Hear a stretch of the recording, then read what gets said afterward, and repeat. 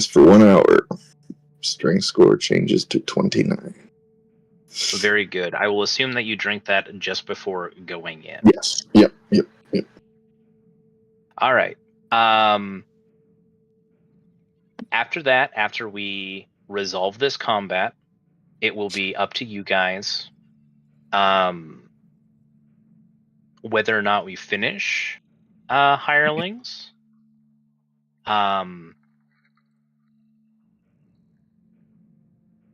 To be honest, you guys are pretty much done with that anyways. So it is sort of like whatever you guys are feeling, we'll do. But it is a secondary priority. We are not going to be done. We're not going to be doing that until we're done with this fight. And then after that,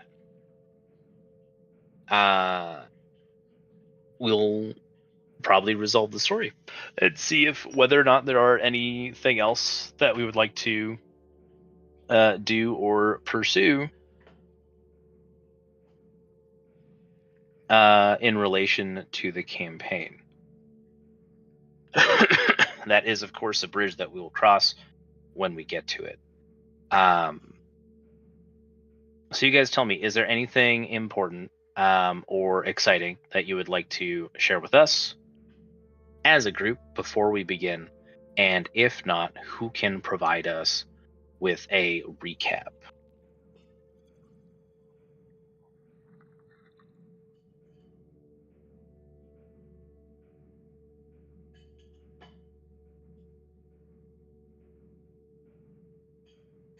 All right. Nice recap time. Okay. So we were cleaning up the fight in the big lava room, and the one with Halicarnassus, Hala something or other, the big red dragon. And then we finished off that fight fairly easily. And then we went to the room where the Forge Master Giant was, or the hallway, I guess, or the corridor where the Forge Master Giant was guarding.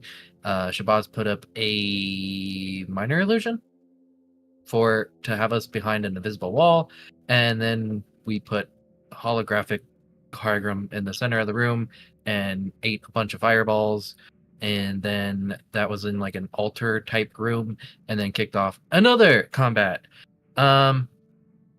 which kind of was just, it was combat. A Jinn, I think, showed up. There was another giant. There was a blood witch hiding in the back, doing casting shenanigans. I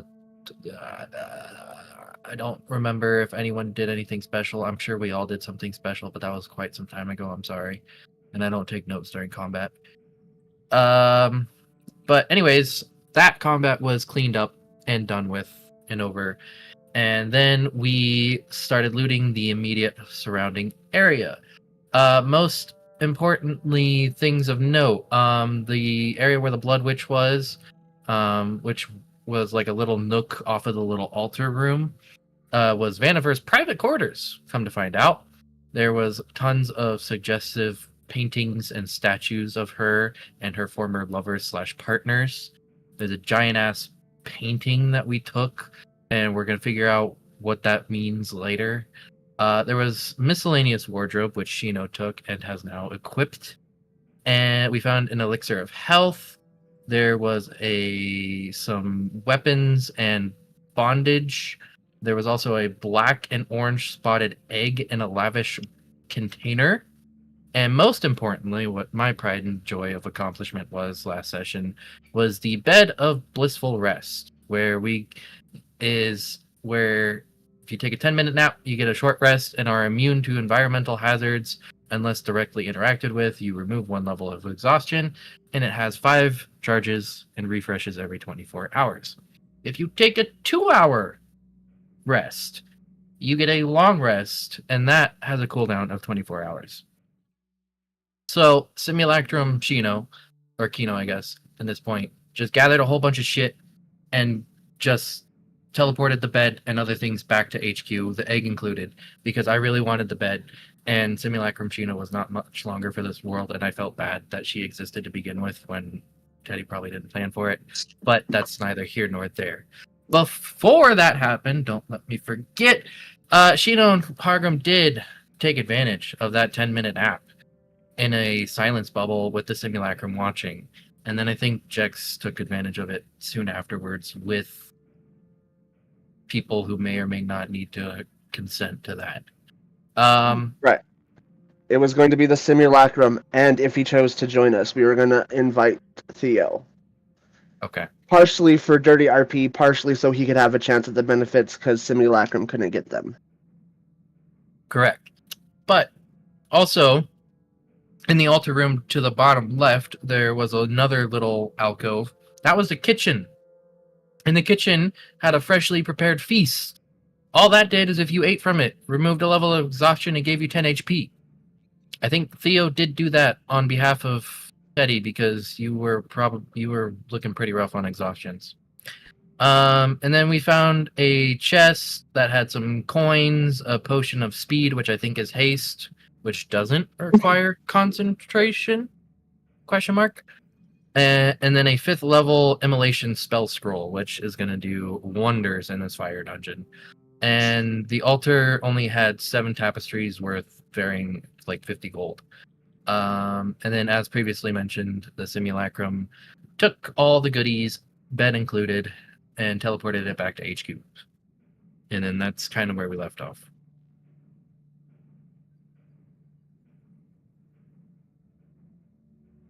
Very good. I'd say that is definitely worth an inspiration. Thank you very much, Kat. Is there anything anybody else would like to add?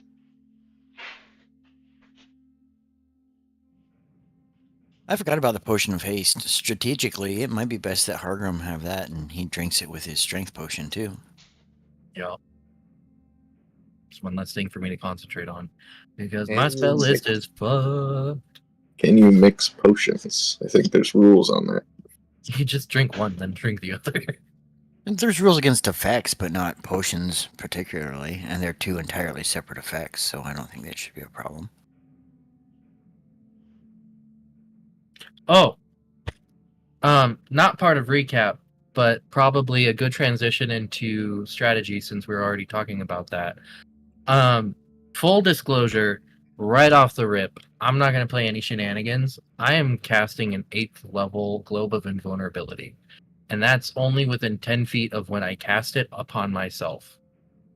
So, let's find a funnel, put the wall up front, and fuck.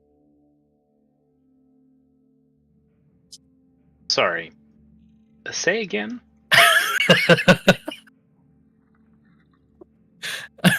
I am casting an 8th level Globe of Invulnerability. Right now? No, not right now. I want to find a good spot and then we just kind of turtle up. And I cast that because unless it's 8th level, anything that Vanifer will throw at us, as long as you're within the bubble, should be nullified. I want to ask, we know, is she a paladin? I think I've asked this before and I cannot remember. Vanifer is not a paladin. Aresti was a paladin. No, right? Marlos was a paladin. Oh. Do we know what Vanifer is? What her spell casting abilities are? Sorcerer? I wonder if Warlock, honestly. Anything more than contradiction is... Oh, he might tell us. I was going to say we shouldn't metagame it, but that's Teddy's decision. Well, we know she's a spellcaster, and we know there's classes are canonical, air quotes. I think Shabazz would probably be discussing this going into the battle. Anyway, it's important to know. Give me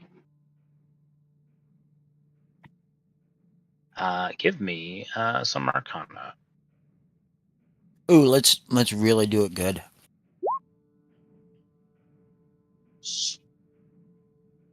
Wait, before anyone rolls, let's my sheet load. I've already rolled.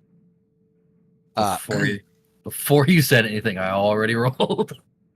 Whatever. Yeah, and It all happens at once. Bardic it as well. Are we all just stacking it on that roll? Okay. Yeah, I'll give you advantage. Thanks, buddy. Appreciate you. So 4 for guidance, 12 Bardic?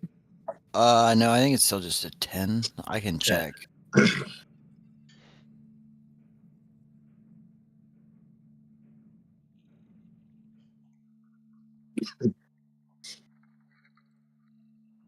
Ooh, it is a D12 at the 15th level. Look at that. So an additional 8 to 28, which means that's math. So that's what? I don't know. 36. Does Bardic increase with player level, not class level? That's kind of cool. Bardic is class. Oh, then it is just a D10. I think Bardic is class. It's All based I on know- on the Bard's class. All I know for Bard is it becomes a D10 at 10th. Well, that's still under a 10. No, Bardic Inspiration is a D12 at 15th. But you took a level of Warlock, so it is 10.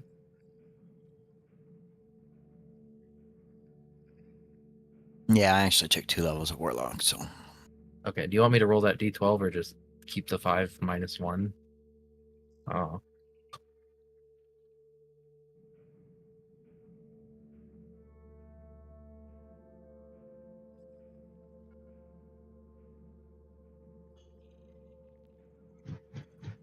Teddy. Sorry? I said, do you want me to re-roll the 12, or do you want me to roll a 10 instead of the 12? Or do you just want to No, keep we'll just keep the 5. That's fine. Okay. Okay. With a total of 33. Oh, pardon me, more than that.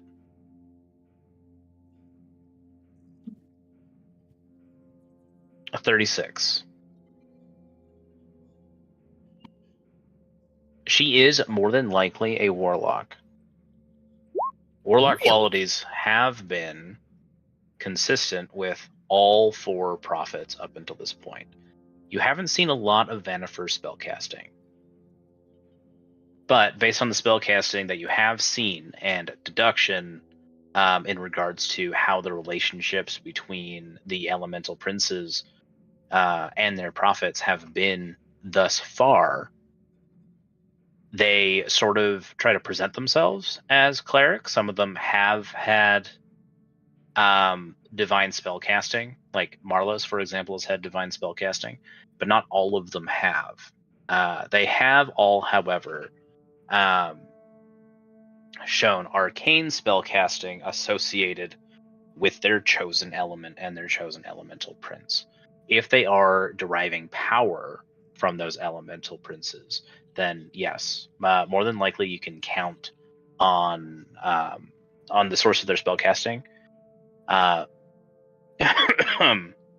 via being a warlock.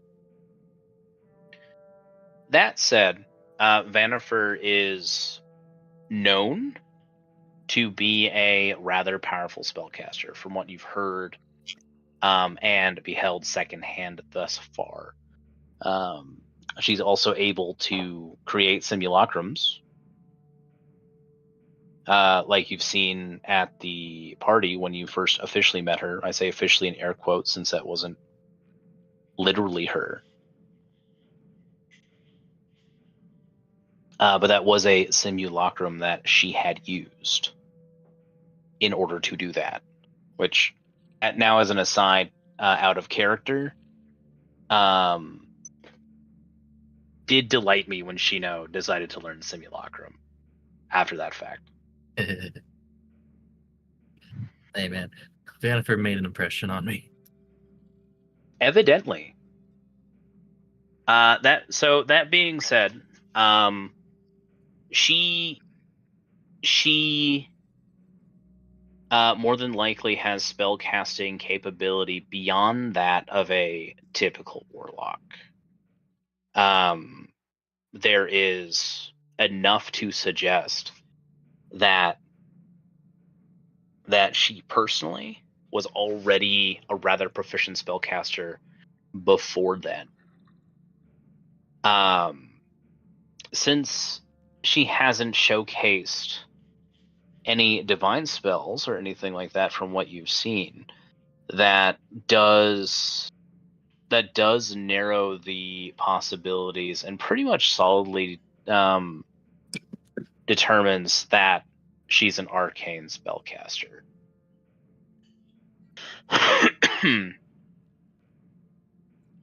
There's a lot in her history that you guys have discovered and inferred, and a lot of interesting incidents in that history that suggest some things, like a number of the previous brothels that she had worked at spontaneously burning down, for example. That doesn't necessarily confirm that she is a sorceress. It does heavily suggest, though, as you spellcasters are like sitting here as you're doing your other preparations to discuss the possibilities. She's an extremely charismatic person, right?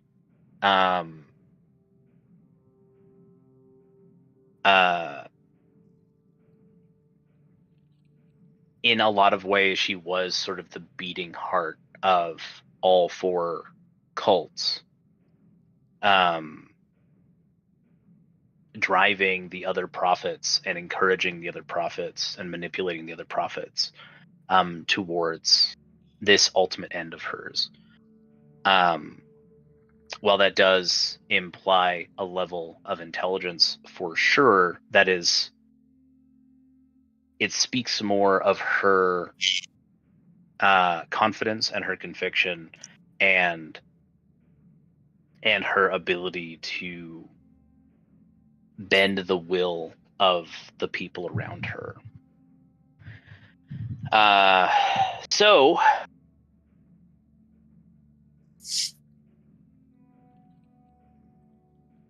you mull over the possibility that she might be a druid because of the druids that were affiliated with her before for about like 30 seconds before you guys decide, no. She is more than likely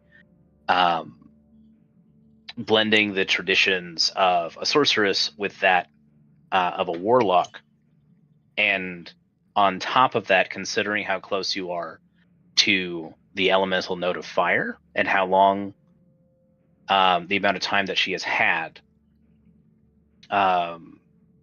to commune with it,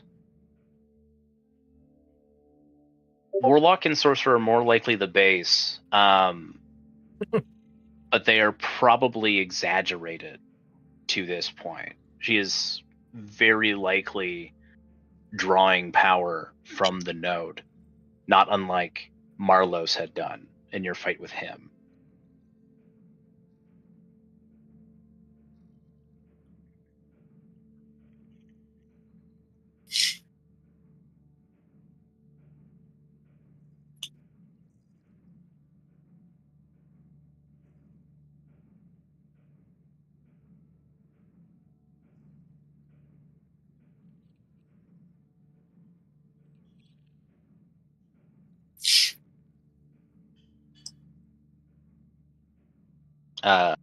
She'll also obviously have fire magic, but from what you've seen of her so far, and your encounters with her so far, you do consider that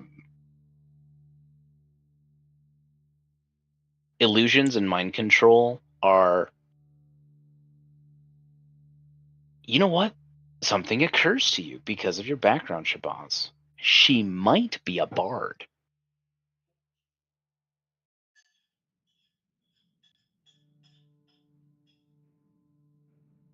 She's a performer. Like, her background is as a performer. Her spellcasting discipline is arcane.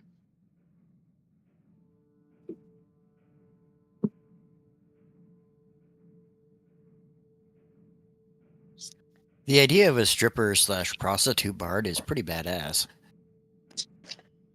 As a quick aside, sorry, you've reminded me of something that I love. As a quick OOC aside, so there's a game called World of Darkness. I'm sure I've talked about it before, but just in case someone's not familiar with the concept, it's like a contemporary, usually the 80s or early 90s, urban gothic horror fantasy game, right? Like the main game lines are playing as a vampire or a werewolf or a mage, right? And we're talking about like summoning demons in your mom's basement, kind of a mage, or like conspiracy Illuminati controlling the world from the shadows type of a mage. World of Darkness mages are OP as fuck if they survive long enough to become OP as fuck. That is true. Fucking so. Really quick, they're sort of divided into two different lines. There's like the older or classic World of Darkness, and then they rebooted the universe with a bunch of differences called Chronicles of Darkness. Both are concurrent. This is about Chronicles of Darkness. So they launched Chronicles of Darkness. It's a very strongly narrative game, and it is about like personal journeys and like exploring like what it means to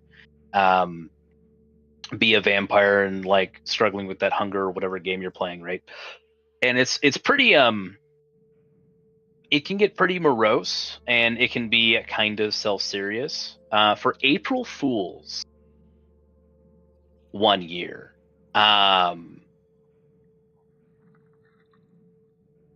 they put out a supplement. I can't remember what it's called, right? But it was in response to a lot of people being like, I don't remember like I don't really like where this is going. I miss my like long leather trench coats and katanas in the middle of New York type of vibe, which to be fair is a great vibe. But yeah, Chronicles of Darkness kind of like tried to make things more grounded. And so in response, they put out this free supplement, and there's a mechanic, not unlike feats. There's a mechanic called merits, right? Where you can buy into these merits, and it'll give you like different advantages and things, right? Conceptually very similar to feats. One of them is an all-in-one package. It's a very expensive merit, right?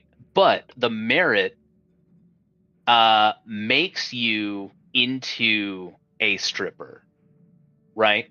I think it is literally called like the stripper merit, and it is fucking ridiculous. I love this merit so much. It makes your character the scariest character immediately, because it improves your appearance. It makes sure you, as long as you go to work, you always walk away with a minimum amount of money every night. You get a bunch of like extra like weapon proficiencies because sometimes the bouncer isn't there. You have like specialties to like acrobatics. You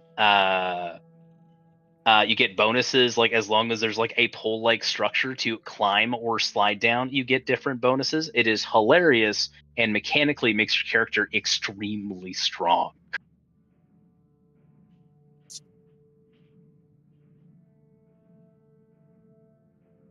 But pardon me, I didn't mean to go too deep into a tangent. Just thought some of you around here might appreciate that there's a game out there that will make you an OP character as long as you buy into the privilege of being a stripper mechanically. I'm already sold. Damn. Okay. Good joke.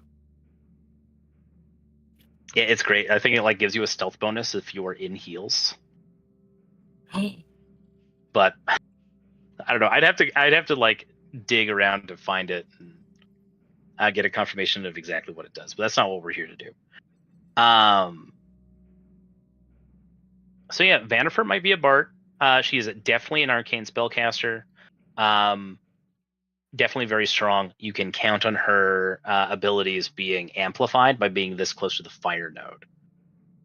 At least. And because we left her for last.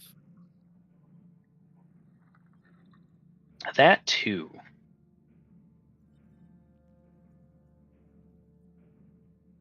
Oh. Teddy.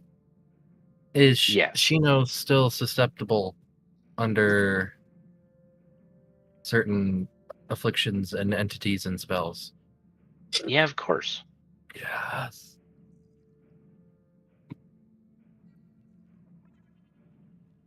Of course.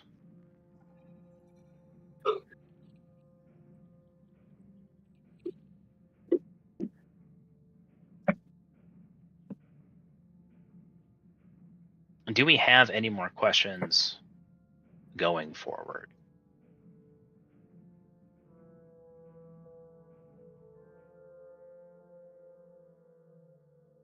Or any other prep that anyone would like to do?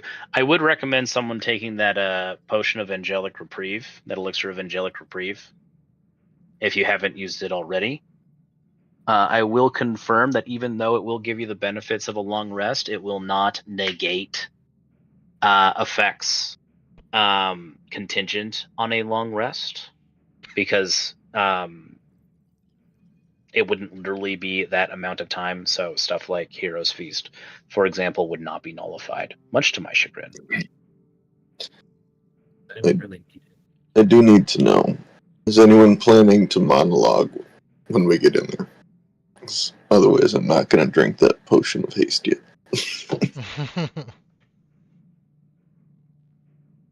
Well, if you drink a potion of haste as your action, you then become hasted, giving yourself an action to attack, right? Yes. Yeah, and I need the bonus action to rage. Well, you could use your action to rage as well, but it's tomato Stop, tomato. yeah, stop yelling at me.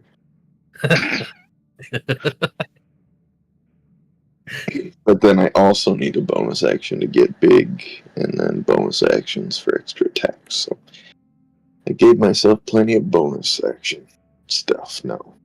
You know what? I'm going to go on a quick tangent real quick. This is why I really like Star Wars, is because there's like an upgrade mechanic. Like if you can already do X thing as a bonus action, now it's your reaction. I like that. Yeah, I like that too. Also, someone can use their action to feed somebody else a potion or use a scroll. Just pointing that out there. If you guys want to like plan out a first round setup deal. I need my action to cast a little bit of invulnerability. Fair enough. Just for clarification, we did not, I forget, and I know we just recapped it.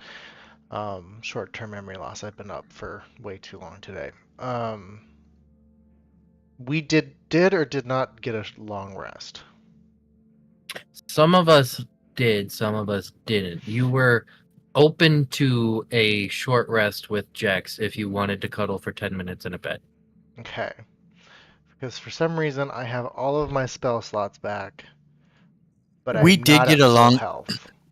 We got a long rest before the previous battle, so because we did the mansion, we cast a spell and got a long rest. But then we did the dragon or the giant battle. So Yeah, but I think Teddy only used Theo's cantrips. So Yeah. You were exhaustion, so we went for the short rest, so you'd heal that, but you didn't need spell slots, so no one really took the long rest. Gotcha. Yeah, you were only hurting for exhaustion, so I think Jax offered to do the short rest with you, but didn't want to confirm it because you weren't here to consent. Gotcha. So Okay. at the very least, you ate the feast, not the hero's feast. You ate a different feast that removed exhaustion and gave you 10 hit points. And Teddy was very conservative with your spells. Okay. Cool. I'm looking at my sheet. I'm like, what? I don't remember what happened. Okay, that makes sense. Thank you, Teddy. I bowed my head like you could fucking see me.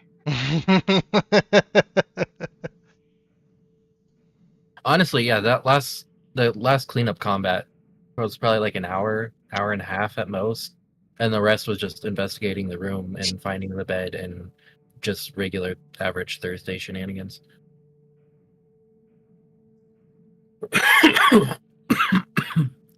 I'm dying.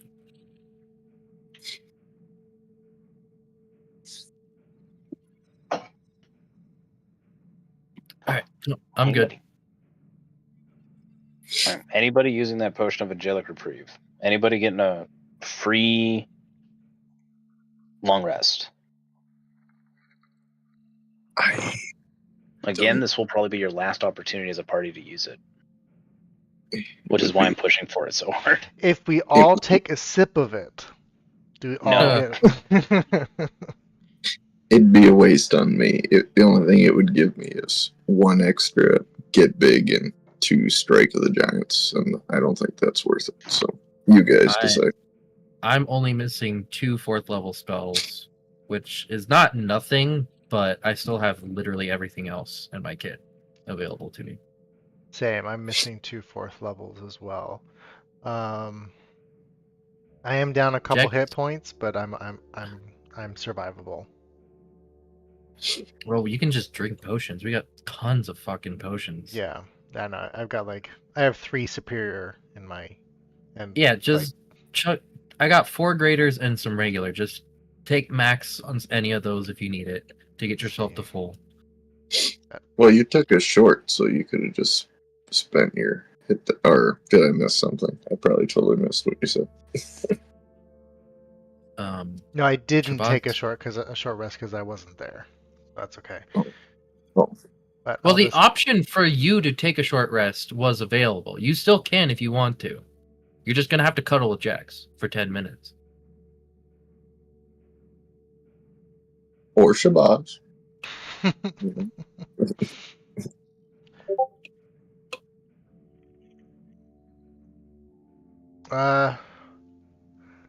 Yeah, I'll do the short rest. Do you need the potion of angelic reprieve, Jax? It give me a couple spell slots and 2 of my Twilight Sanctuaries back, but if no one else is going to drink it, I'm not going to let it go to waste in case the combat does last longer than 10 turns. No, you know what? I'm gonna take the potion and I'm gonna shove it down your throat. All right, sounds good.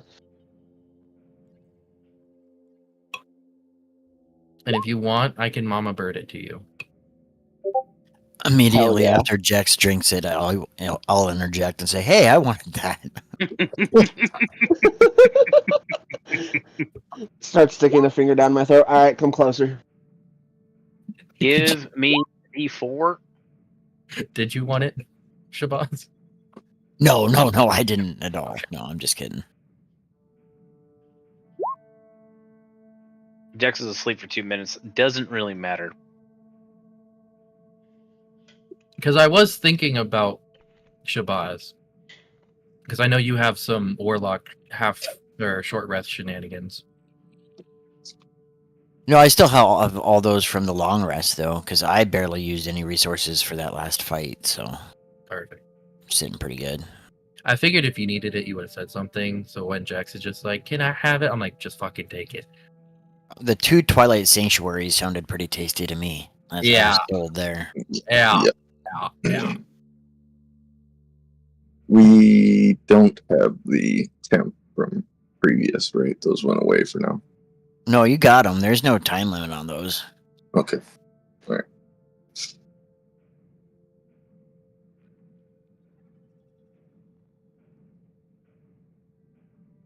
So Yeah, this isn't Pathfinder where they disappear after a minute. Right. What's the prep then? I'm doing the possibly 2 potions, but for sure 1. Teddy, can you swap us to the other screen? I suppose, since you asked so nicely. Thank you. I don't want to go any further than this to trigger something, even with Navi. Okay. But I do know Globe of Invulnerability is on myself in 10-foot radius, and it cannot move, and it cannot move with me. So, if we want maximum efficiency and slash or pseudo safety from spells, we kind of want to position that in a somewhat advantageous spot. And from what I have seen, and probably from what I have seen, it looked like it was just a big old peninsula in the fire node. So maybe just like fucking right here, or maybe just a little bit forward. Yeah. Well, as long as you guys are all in it, that's How the long does important. our potions of fire resistance last?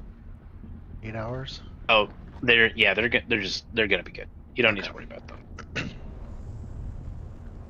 It is so hot that your potions of fire resistance feel like they have downgraded. Technically, they have not. You should be vulnerable. Your potions of fire resistance are evening it out to neutral, as well as rings and accessories and other stuff that provide the same bonus. Sorry, what was that, Mud? Oh, I didn't say anything. Oh, pardon me. Um, Was somebody saying anything? Yeah, but that's fine. if I casted a spell that lasted 10 minutes, would that allot for the potential unknown to our character's monologue? Or would I want to cast that closer to combat? Depending on what you guys do, I might shave the time, but I highly doubt that we're going to see 50 rounds of combat, never mind 100. So Okay.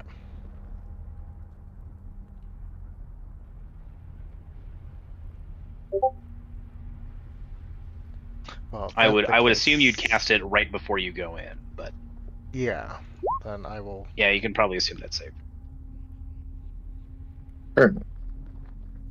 I think I would probably right before when I see Hardrum drink his potions. Then I think I would probably cast my greater invisibility, or be prepared to cast it when it goes off, or I think I'm only drinking the giants until I see what we're actually doing. I'm not going to waste the haste. So Oh, that's 1 minute. Never mind. yeah, No, I the was gonna. giants. The giants is an hour, so I'm not even worried about it. That's No, I was gonna do mirror image, but that is 1 whole ass minute. I thought it was 10. I am.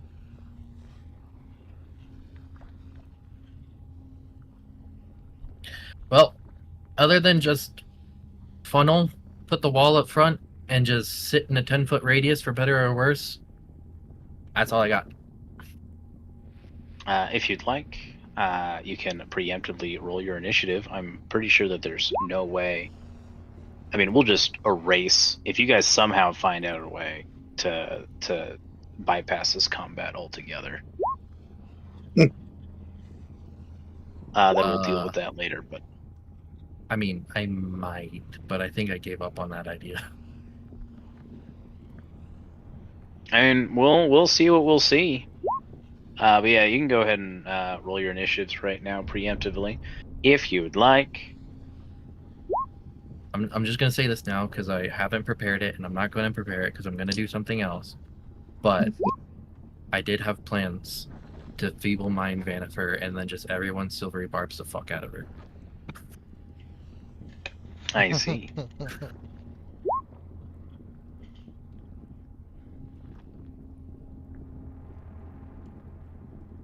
Oh, I want to use my inspiration to get +10, but I also want to keep my inspiration for any fuckery. I got to get a little bit closer than your original plan for my evil plan, Shino.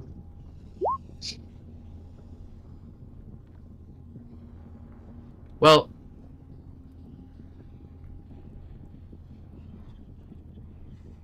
Yeah, it was just a world where I'm like, this could be something, but I'm going to use my 8th level spell for Globe of Invulnerability, and that's just going to be way more value.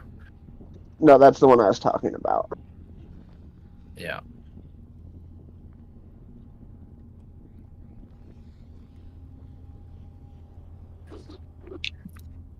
All right. Do we have anything else? Or are we just going to fucking whole ass waltz right in like we own the bitch? All night. Does anyone want to have freedom of movement? Give It that to lasts for her. an hour.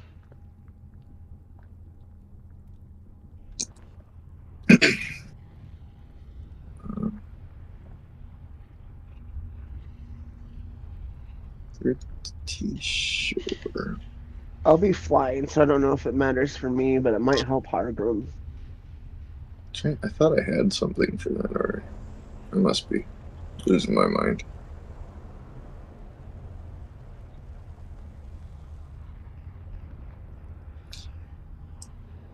Oh, I don't know. Mud, do you have any shenanigans? Or sorry, not Mud. So Shabazz, do you have any shenanigans?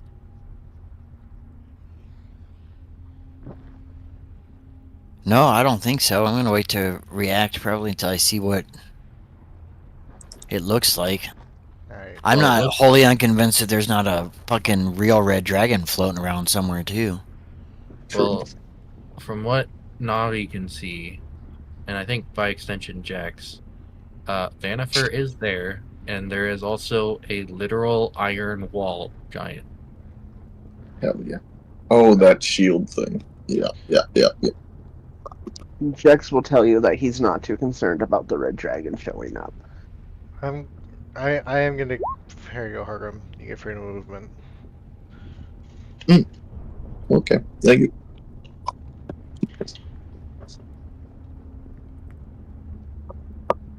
So that is not on you, Theo. That's on Arkham. Correct. I feel so nimble. Very good. You're gonna feel strong too, nimble and strong. Everybody, yeah, very strong. Before you go in, would you like Navi to give you a more detailed description of what you can see from this angle? I guess. I mean, yeah, if we're asking for preparations, yeah, sure.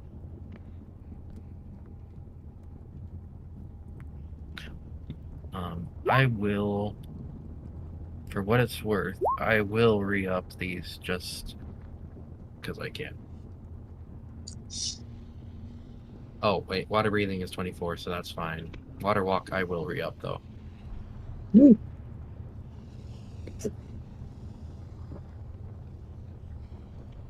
This titanic cavern is filled with a lake of gently undulating magma.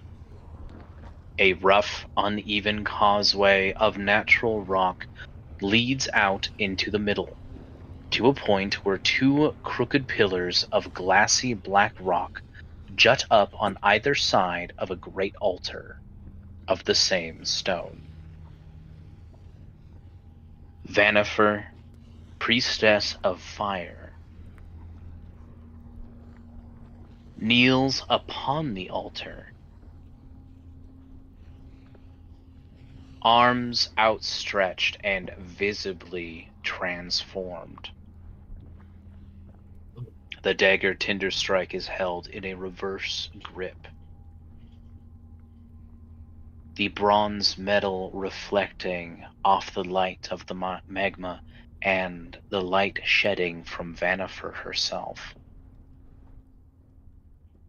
Since the last time you've seen the prophetess, she has transformed. Flames lick at her body, and her tiefling horns have extended grown larger and crown-like, sweeping backwards and curling forwards, now the ends of her horns hot like flaming embers.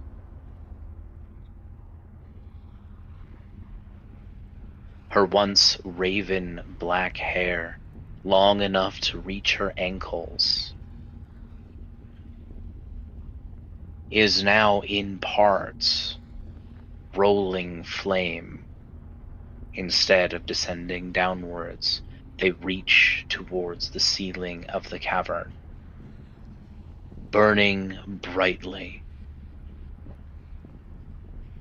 Any other features you fail to see from your perspective?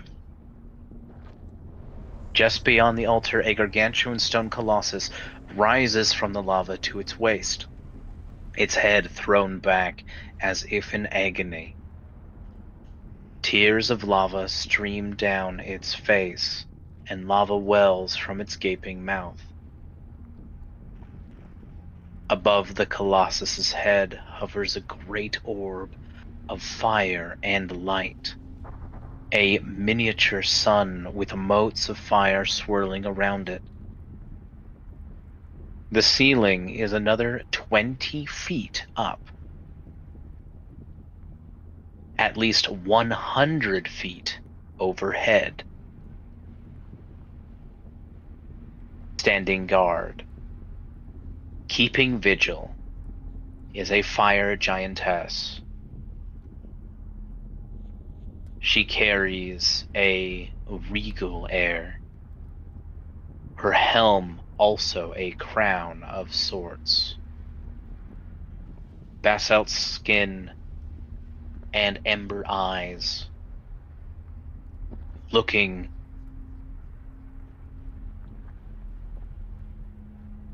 towards the entrance of the chamber that you are currently in.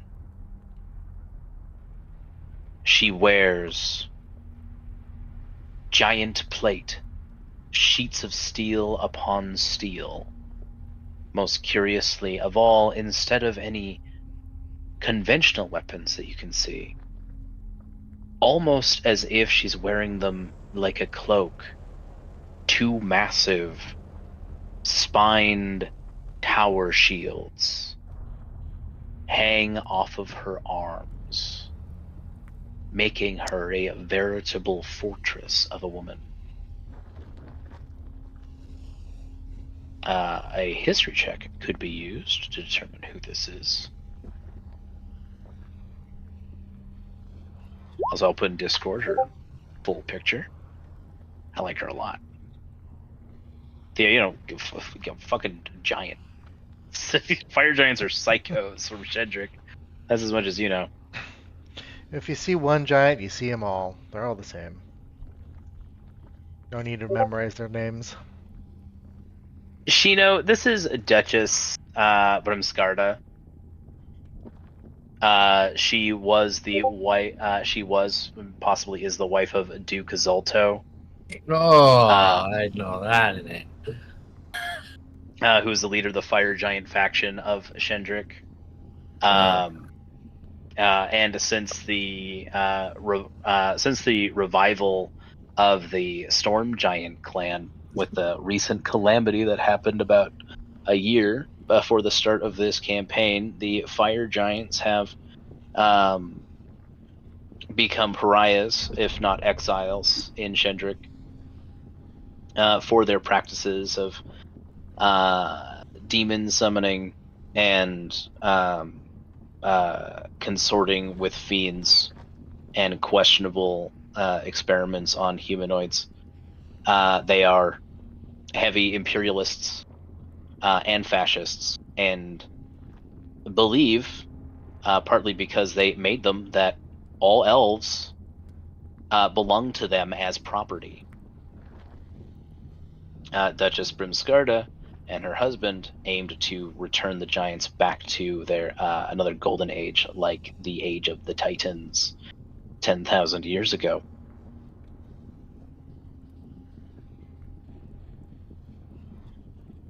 It must be pretty important for her to be here to have traveled all the way across the sea.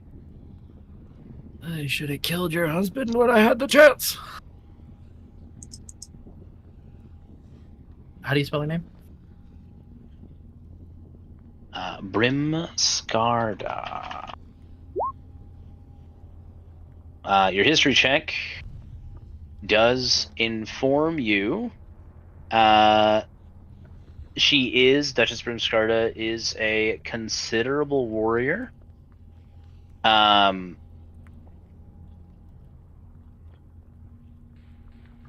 Very, very difficult to harm, obviously.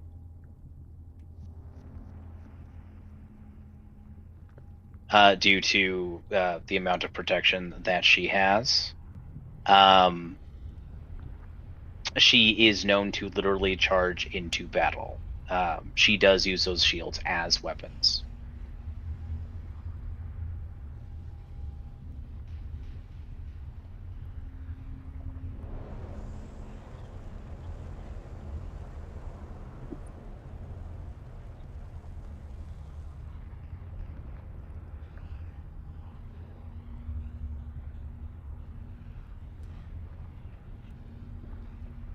That is the information that you can ascertain at the moment.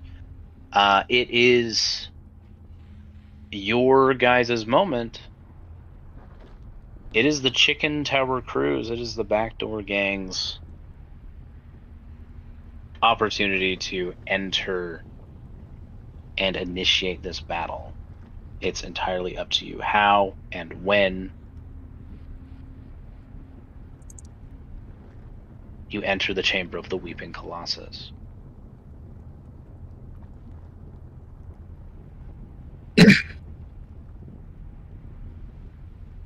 Okie dokie.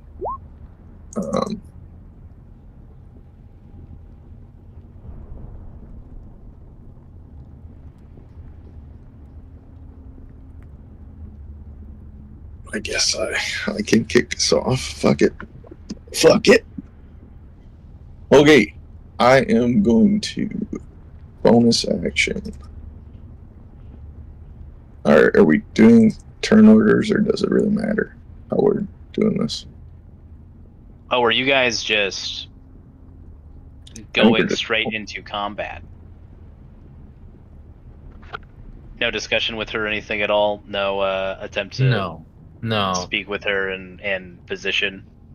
Like maybe Vanifer, but like there's a big twat standing in front of us in the Vanifer, and from what Shino now knows from that role, yeah, that's no, that's not happening. And it's not Vanifer as we know her or saw her before anymore, right? That's also true. Yeah. That is true. She's gone full Hellboy from the looks of things. I can't see her. Is her size the same, or is she larger? Her size is the same. Her token and size are the same. Okay. Yeah, even though they gave me a really cool flavor text for how she now looks in this situation, they did not give me any alternate art or a token to represent that, which is a shame. Isn't there something in our chat that has that? Something close, but I decided not to use it for. I'll not worry about it. All right, so we'll start with Hargrim then. Okay. I gotta make sure I get this all right here. Okay. But before we go, Hargrim is your border. You can position yourselves however you'd like for your starting position if you are just like running into combat. Once you are all in and confirm your position, we'll start with Hargrim's first action.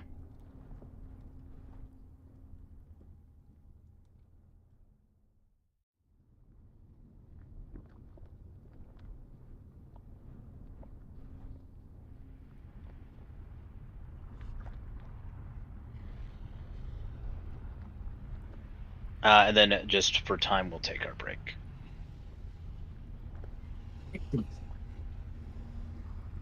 Yeah. Yeah. I I've found never it. been so edged in my life. I found it, Teddy. Yeah. Try sticking your finger in your butt on the brake, Jax. I've heard.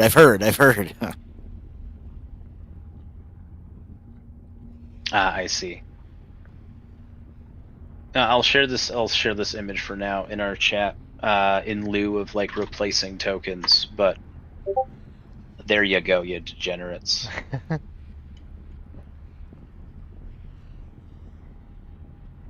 Very good. Hargrim, how would you like to kick us off? Okay. Alright. Let's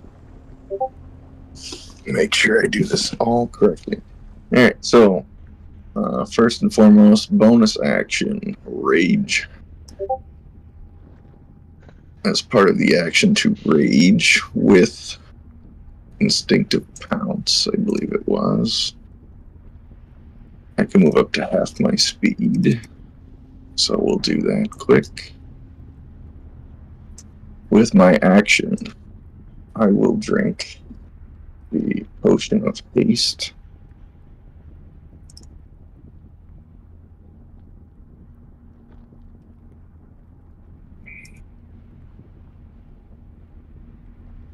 Which doubles my speed, bunch of other la-di-da-di. My AC goes up to 20.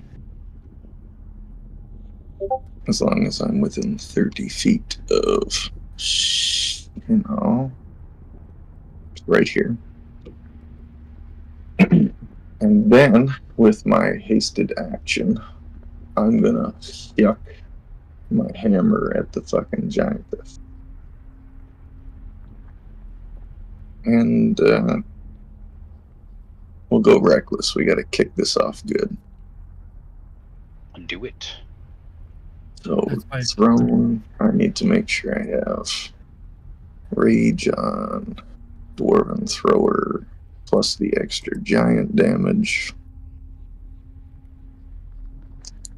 And then click this and hit advantage. Okay. I think everything is on, so we'll see what happens.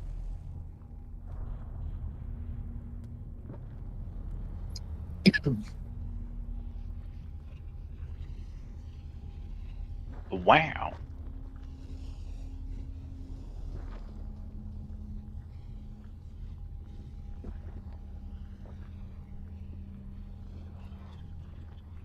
I believe that's a solid 33 damage. Yeah.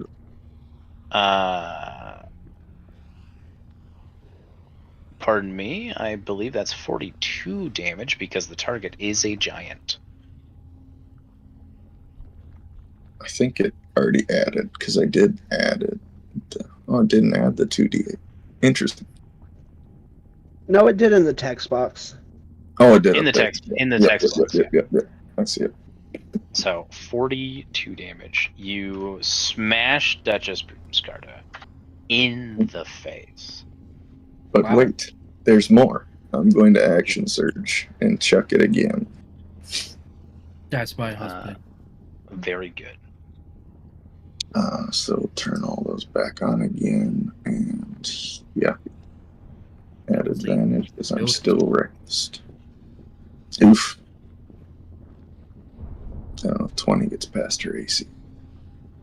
She is going to, with 21, even with 21, she's going to lift her shield and deflect the Dwarven Thrower with the second attack.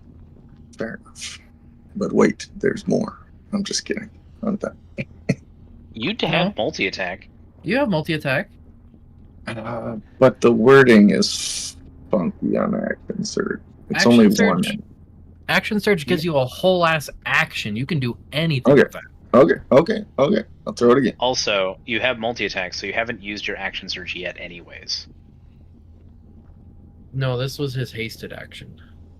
Oh, Yeah, yes. and Pardon me. I only Never have mind. one hasted action. No, yeah. So And yeah, when you use action surge, you get your multi attack with your attack Okay. action. So one more throw. I will try once more. Crit. Very good. Oh, It's not a crit. It is going to hit. It is going to hit heavy. So that will be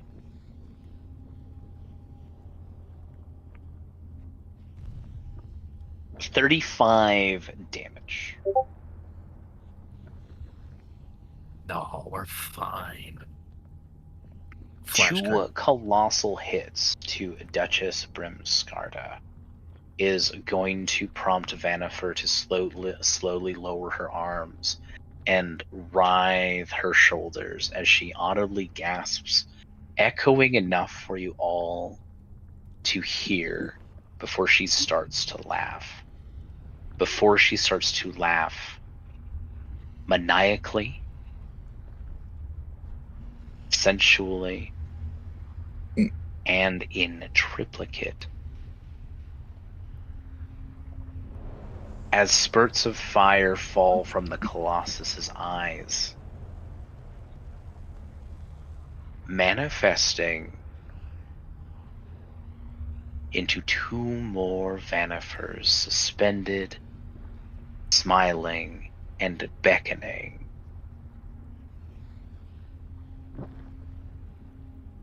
For you to continue forward, Hargrim.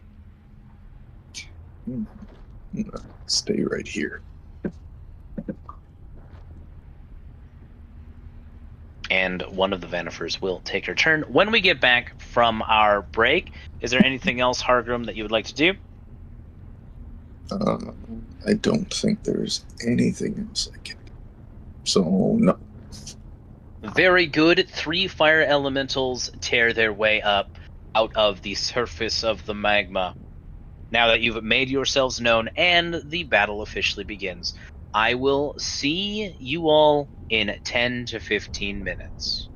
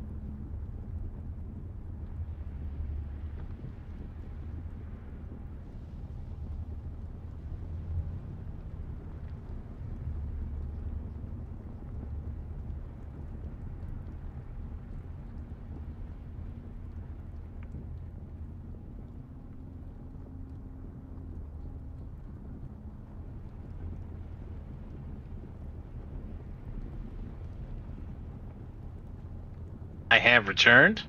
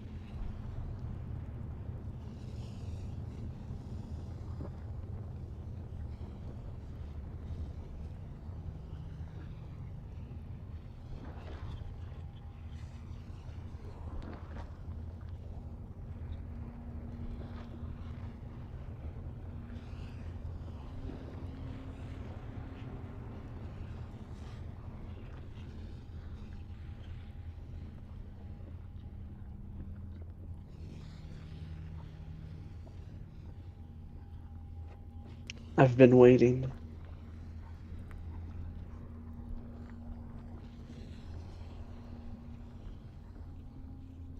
You've been waiting.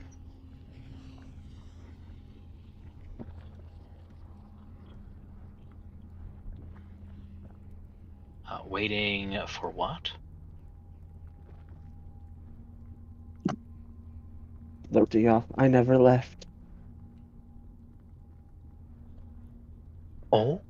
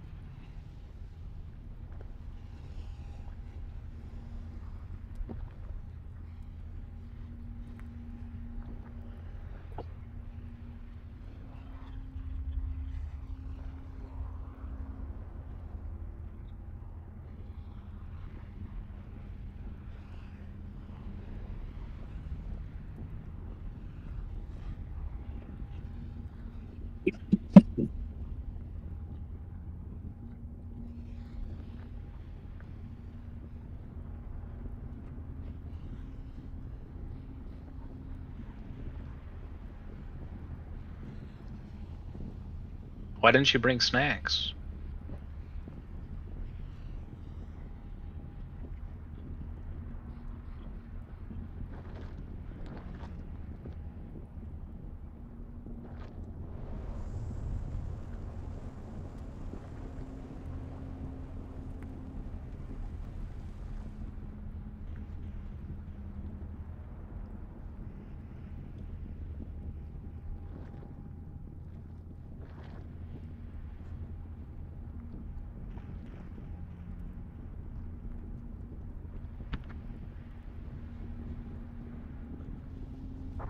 Can always do what I do, and I have a terrible sweet tooth, and in order to kind of abate those cravings, I throw some lemonade mix with some crushed ice, and it's like poor man's slushy. It's really good.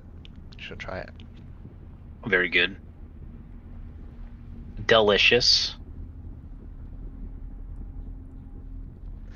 I do the same thing, but I make ice cubes with those water flavors, and then just blend them up and have like those shaved ice snacks.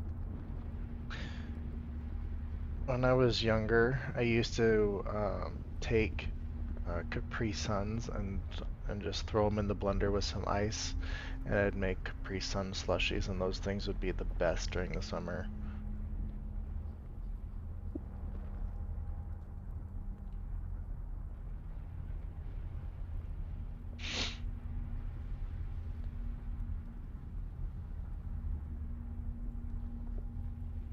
Hell yeah.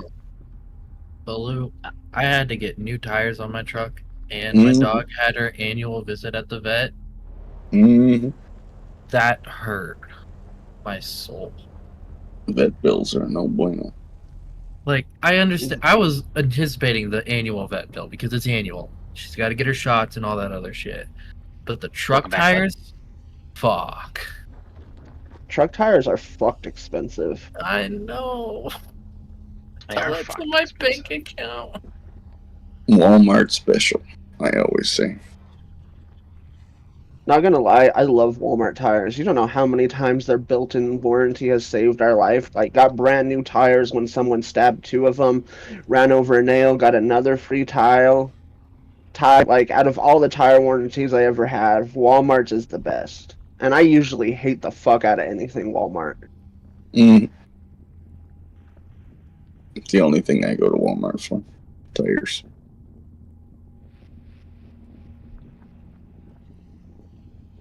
Well,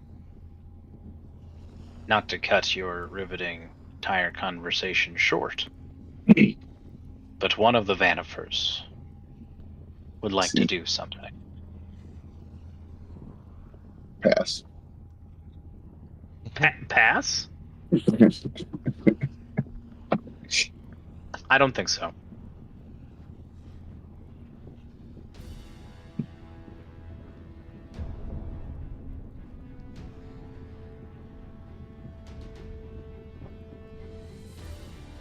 The Vanifer to the west raises her hand and rests the end of her two fingers at the end of her chin as she looks down her nose towards Hargrim and Jex.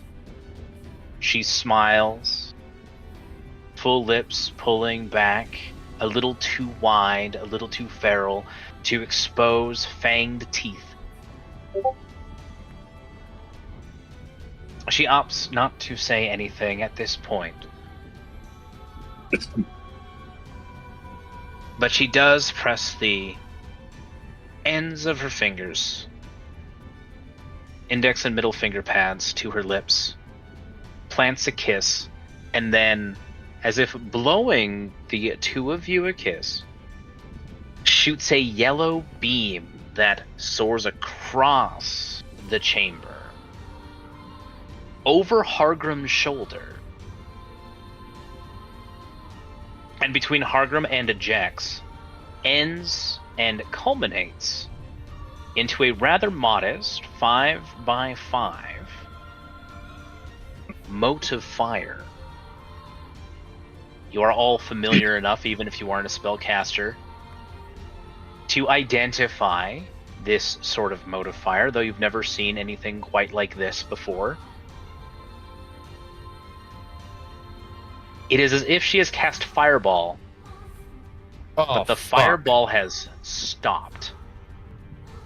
Oh, that's no Before fun. it's... Yeah.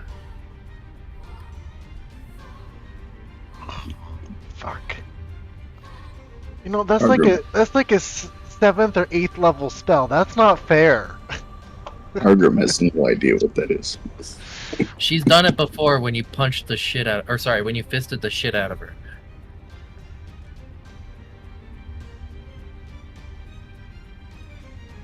Michael knows what spell this is. Theo probably does too. Yeah. Theo probably does. Theo probably just do. Yeah. I have it in my spell book. It's not prepared, but I have it.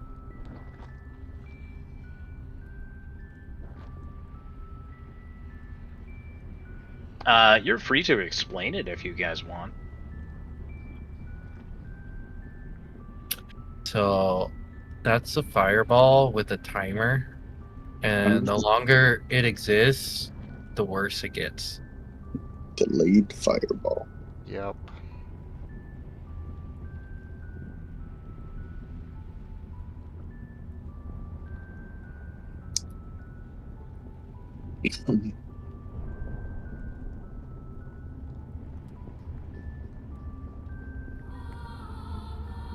Brimscard is going to shield charge.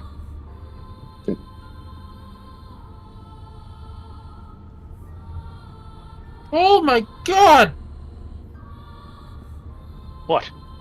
I was not expecting her to move so quickly. Oh yeah. She moved about 30 feet, brings her shields together, and Hargrim, you can hear them lock, and then she just, like, football charges you. I need you to make a strength saving throw.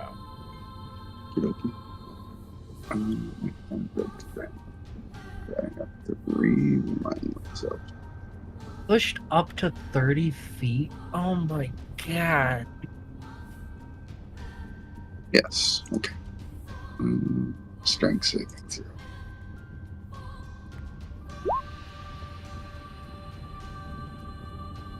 +3. Oh, ignore that. For some reason, I had blessed still on, so it's 28 and 29. Either way, the DC was at 21. And so you are not knocked back, not knocked prone, and tumble out of the way, effectively missing.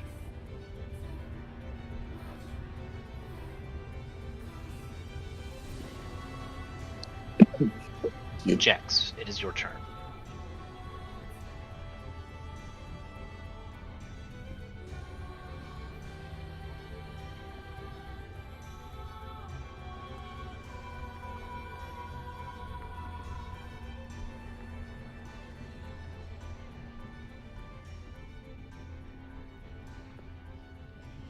The green aura is your magic circle, by the way. I also have Twilight Sanctuary up, but it's the same. I was measuring for something else. I'm going to Misty Step.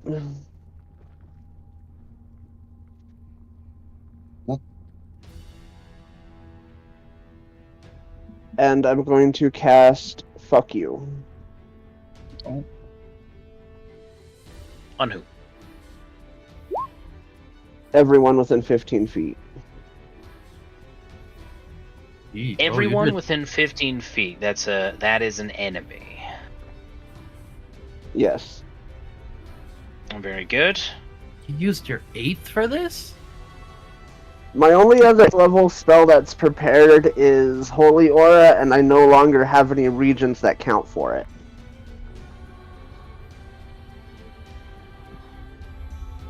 Oh. Dope. I mean, like, cool, not like calling you dope. No, I get it. Yeah. I mean, you should have said that before we got in here. What's the damage type?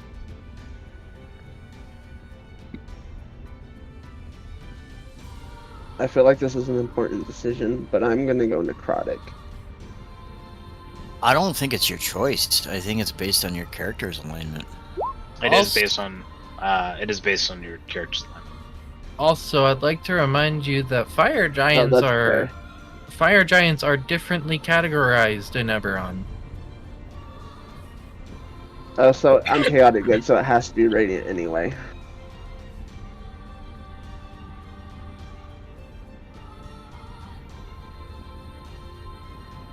That's going to be 49 damage to Brimskarda.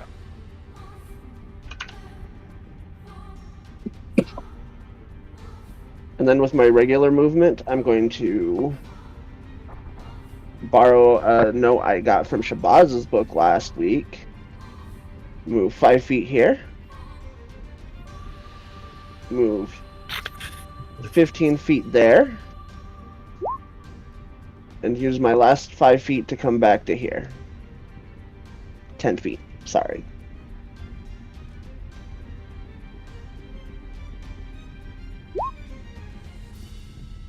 Uh, 49 damage all around.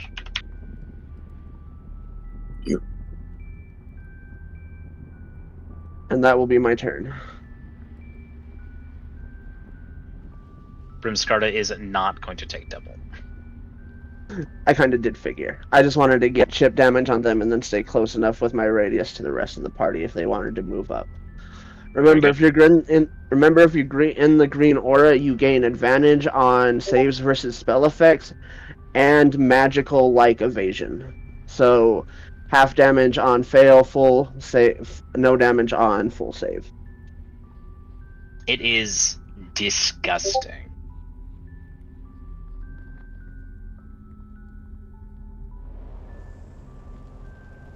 That Spirit Guardians lasts 10 minutes.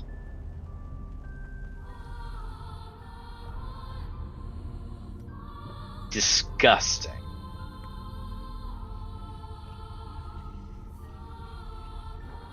I like it. Seems pretty good. Yeah. It is pretty good. Shino, that brings us to your turn.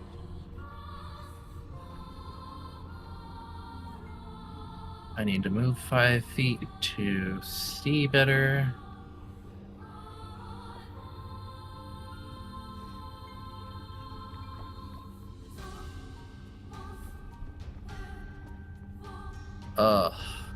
Teddy, I hope you know my heart hurts right now.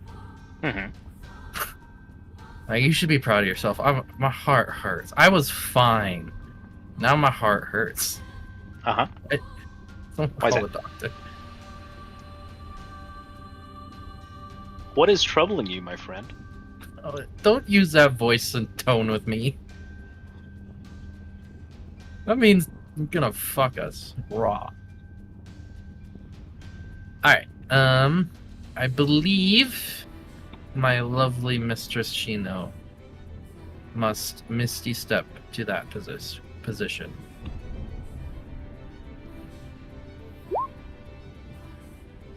And then, since this seems like a relatively fuck. No, wait, that's fine.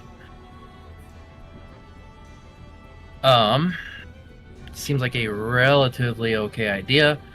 As a reminder to everyone, I am upcasting Globe of Invulnerability as my action. Nice. Please to be safe from literally all spell effects inside the circle. And I'm not fucking around. I'm doing it at 8th. So 7th level and lower, I think has no effect. 8th level can still have an effect. Understood. And that's my bonus. I use a little bit of my movement. I will probably provoke an attack of opportunity if I move. And I don't wanna. I'm not in a great spot. But this should be fine. Please don't lose my spell slot immediately. See ya. Mhm. We'll see about that.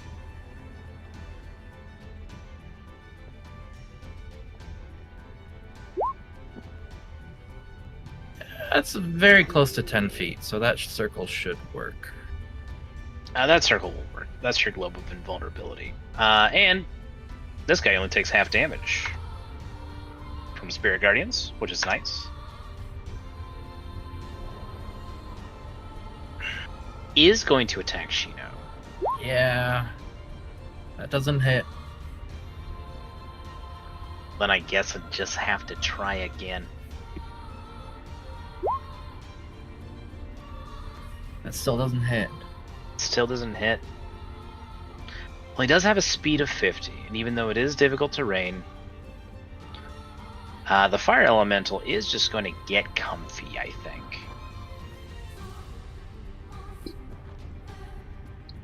And to Hargrim and Shino will make use of his fire form. Mm-hmm. Wait, can he? Yeah. I guess The it's... fire elemental can be in hostiles' turns. No. It's just Globe of Invulnerability is spells, but I guess this is like an innate. That's his body. Yeah. And the first time it enters a creature's space on a turn, the creature takes a 5 fire damage and catches fire until someone takes an action to douse the fire. Of course, your potions and accessories prevent you from actually catching on fire. A little bit frustrating for me, but it does say something about your party's preparation, which is to be commended. But that will be 5 fire damage to Shino and Hargrim, which I don't think gets past any temp HP.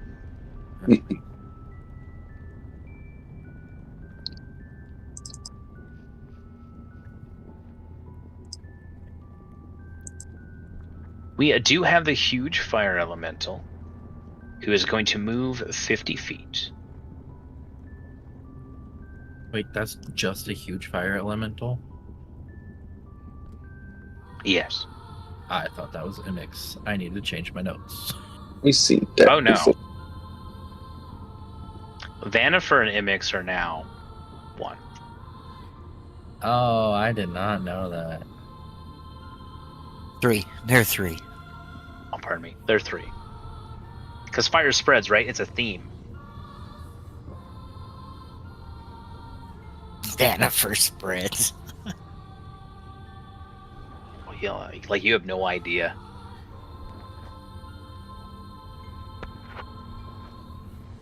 You know what? He's gonna dash. And just get comfy. Mhm. This is why my heart hurt.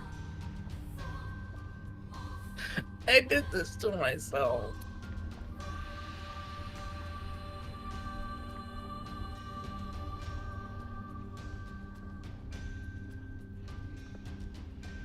Same deal, except instead of 5 fire damage, it's gonna be 10. Yeah.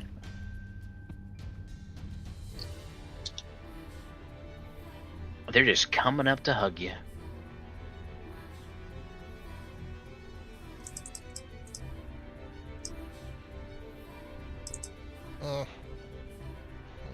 Oh, pardon me. The huge fire elemental does need to make a wisdom saving throw. Fails, will take 49 damage.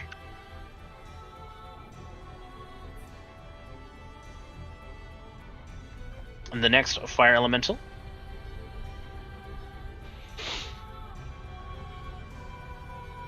I mean, to be fair, you guys are ripping through these elementals. Yeah. He is going to fail. Going to take 49 damage. Is going to attempt to attack Shino and then Jax in that order. No. Ooh. Good thing that wasn't Jax, to me. go ahead and take 9 fire damage. Pardon me. Sorry. I said, good thing that 24 wasn't to me. Does that get past your temp? Barely dents it. Very good. He'll use the last of his movement to get there, giving Shino and Jax an additional 5 fire damage as they attempt to dogpile the 3 of you.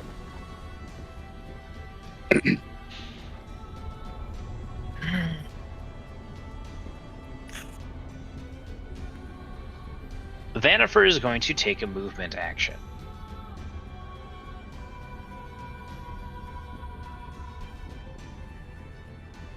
She'll use half of her movement to get up from prone. And she will begin flying. As with the other Vanifers, wings of flame sprout from her back, and she will turn to face you, moving up 25 feet into the air.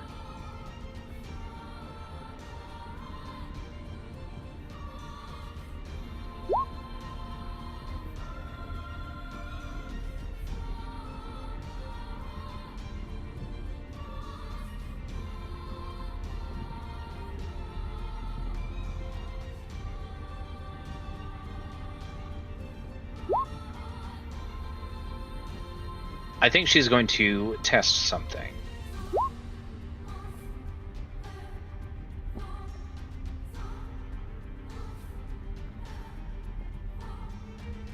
Yeah, she's going to cast a fireball.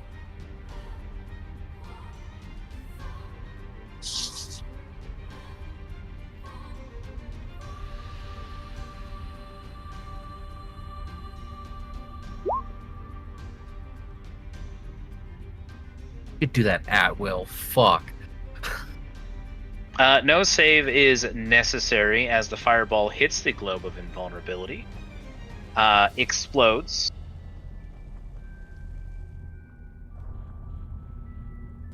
the flames wreathing around the globe as Vanifer goes ahead and pokes and prods, testing and confirming her suspicions of what you've just done.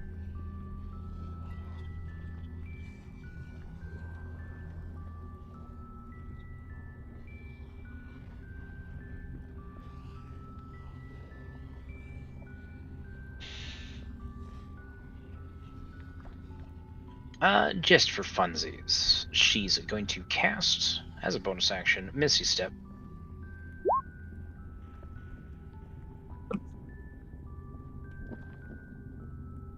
And go up another 30 feet, straight up.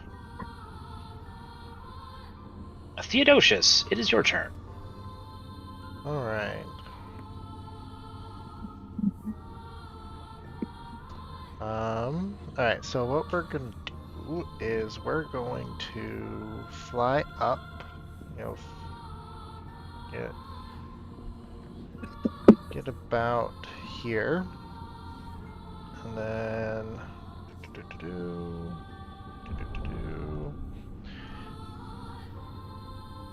and in a 30-foot cone. Nope, just kidding. Not 30 feet. Oh, I need to get closer. God damn it. We're gonna go here. And I am flying. I'd like to get as high up as I kind of can. I want to try and get. Hey, buddy. Yeah. There's a globe. You're not gonna get anyone except the fire giant. Oh, well then that's perfectly fine. And I'm hoping to extinguish this fireball. We're gonna do a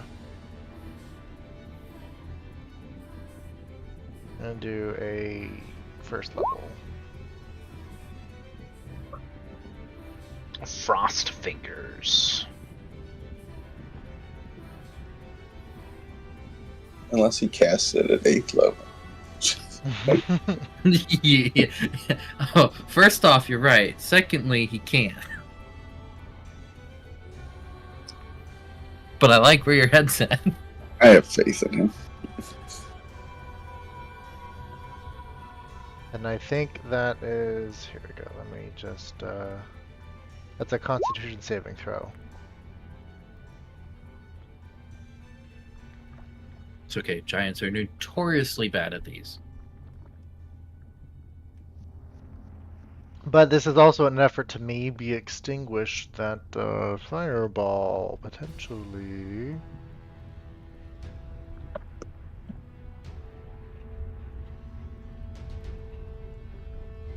Very good. Can you make a dexterity saving throw for me, please? I suppose. Do I get advantage because I'm in an aura? Maybe? It is a magical effect. I think if it's the fireball. It is a magical effect. So yes.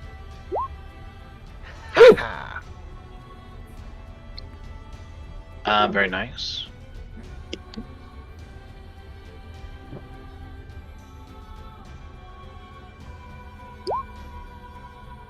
Ooh! That was not a good roll. And since I saved, I don't take anything then, because it would be half damage if I failed. It's basically an automatic evasion. Oh wait, no, that's their save. Just kidding. Yeah, no, they're... The Dreadnought is going to take half damage from Frost Fingers. And is not going to otherwise be affected. You do not extinguish the fireball. Okay. What you do is you don't trigger the fireball.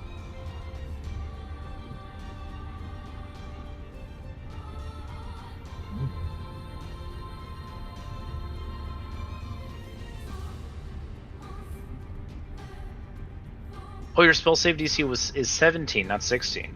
Correct. Oh, pardon me. She takes full damage then. Oh, I thought... What else happens with what else happens with Frost Fingers? Cold freezes non-magical liquids in the area that aren't being worn or carried. They just take full damage. Very good. Anything else for us?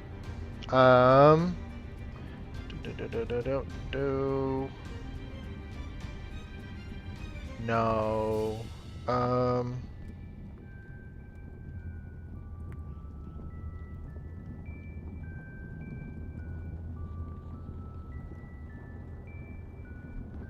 Wait, hold on.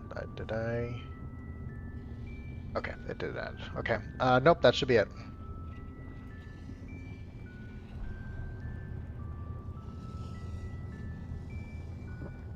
Understood. Shabazz, what would you like to do? What's the clearance through the hallway here? The hallway here, 20 feet. So could I fly above what's currently in the hallway? Brimskarda takes up all of that space. She's a big gal. So you wouldn't be able to get past Brimskarda, no. Everybody else, though, is, yeah, you'd be able to fly over them. But she's going to be a big problem.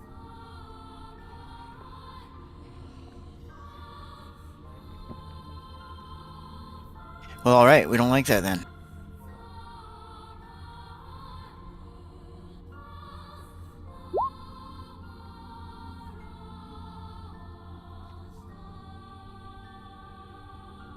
Eldritch Blasts.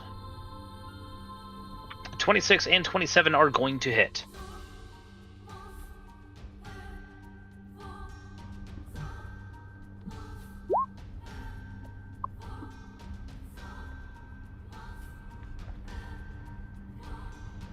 $20 damage. Very good. Do you have anything else for us? Yeah, I'm gonna move.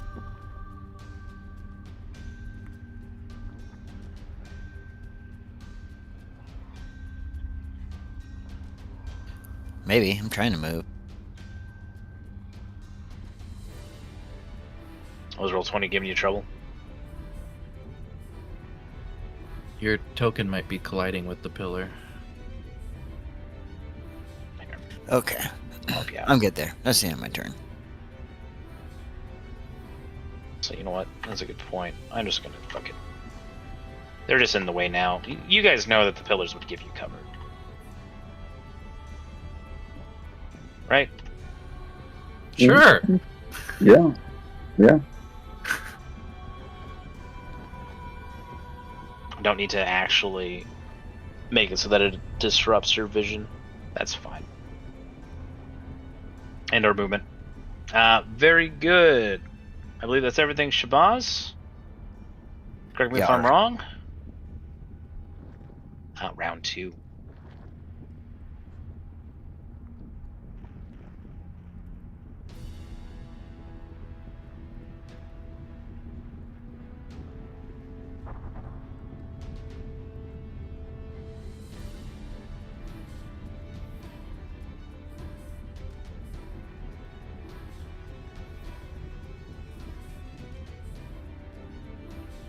The third Vanifer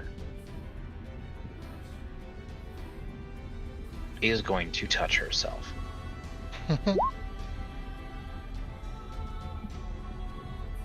And promptly vanish.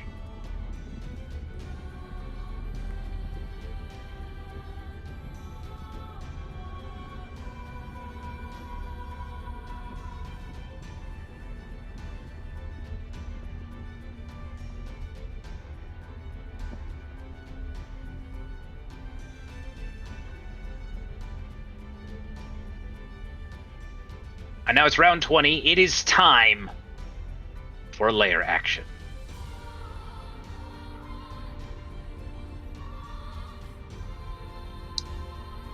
We're in danger.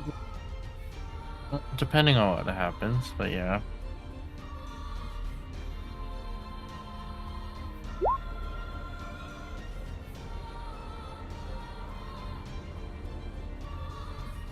Fires in the lair flare up drastically, quadrupling in size. Not the delayed fireball, thankfully. Normal fires. Pools and streams of lava and other molten material are also affected, causing the magma to rise up and cover the land bridge.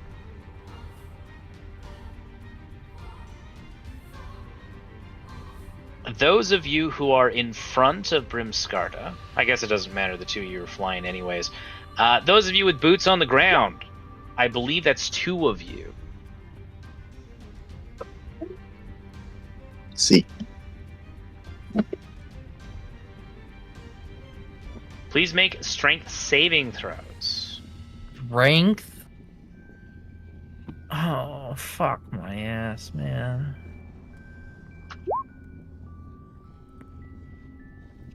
Ain't nothing but a G thing. Woo! That's actually alright. I'm assuming that's what Hargrim did during that 10 minutes. No, that would have been the tits.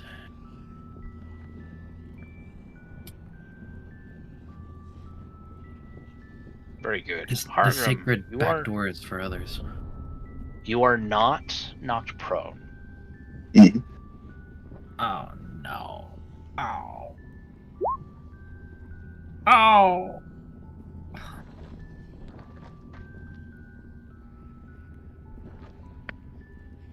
You're going to take 26 damage, Hargrim. All right. I need That to is taking your resistance into consideration. just- Shino is knocked prone and will take 52 damage.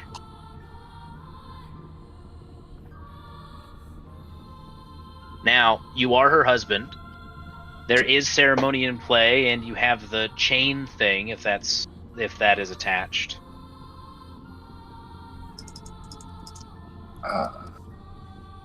I think we didn't reattach it. I don't remember. Be that as it may, because you are next to one another, Mhm. if you elect to fail and go prone yourself, you can give your success to Shino.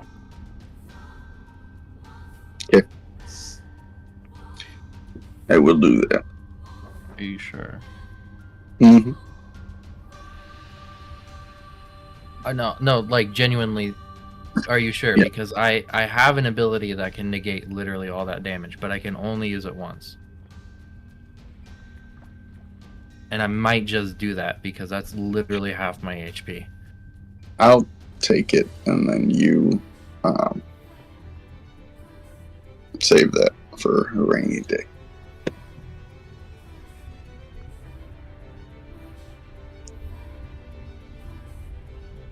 Rainy day might come real nice. So I need to take another 26. Yeah, Nope. gotcha. You are knocked prone, but you are a barbarian. Mhm. So you're going to have that damage. Okay. Shino, you will take 26 damage. Yay.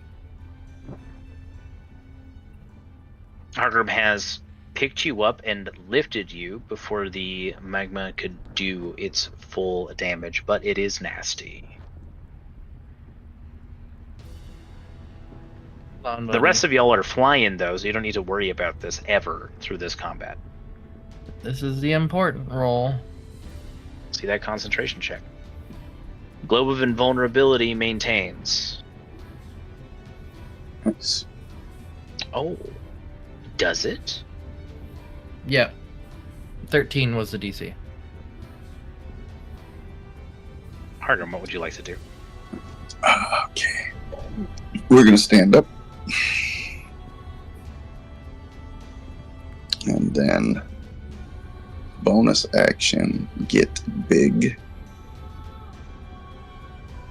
I assume there's enough room in this area.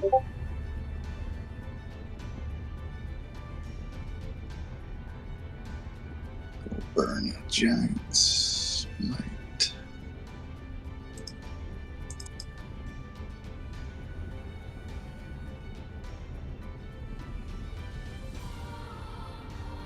And then once we're big, I'm gonna swing at the giantess first. I'm going to use Soul Eater. And I am going to Reckless. I will add Giant's Might to this first swing, which we know will not calculate. And I will add my stones, one of my stone strikes. And we will swing two-handed. Very good. Here it goes. That will be a hit. So add 3 for rage, and then I need to roll 2d6. 1 for Giant's Might, 1 for Stone Strike. Brimskarda is slain. Okay. And then with my second action, I'm going to kill the elemental right above me that I'm sitting on, I guess. Hopefully. Two-handed. Advantage. Swing. Plus 3 is 18. I'm just going to move you there for the... very good. It does not kill the fire elemental. Very close, though. Okay. And then I will swing at the big guy for my final attack. Two-handed advantage and swing. God dang. That hits 19 damage. Very good. Plus 3 because of rage. Oh, pardon me. He's not adding it. Appreciate the reminder. Yes, sir. And that is bonus action, 3 actions. I will re-up my temp. Very good. I would like to give you an inspiration for supporting your wife. Yeah. It was your idea, but I'd like to give you an inspiration. Oh, thanks. All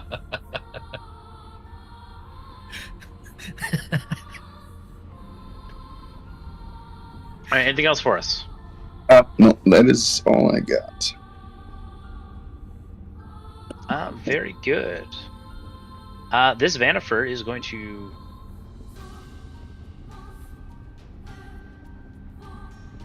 fly behind the Colossus, giggling as she goes. As she does, the fireball appears to look that much more intense, building up in potency, drawing in ambient fire ether,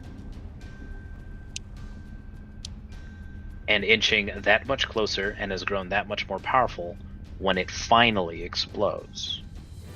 Speaking of edging. Jax, it's your turn. Woo! I'm going to pull off my necklace and throw down my final bead and summon our friend from the water temple. Which friend from the water temple? The Erjin. He's from the air temple, but okay. Wait, I thought we saved him in the water temple. No, air temple. It's the air temple, I swear. No, he might be onto something. Let me check notes. It was water, because we faced that dragon turtle right after, right? Or something in the water. Dragon turtle was in air, yeah. You found him amongst a bunch of crystals mining? Yeah. Air temple. Okay. I promise you.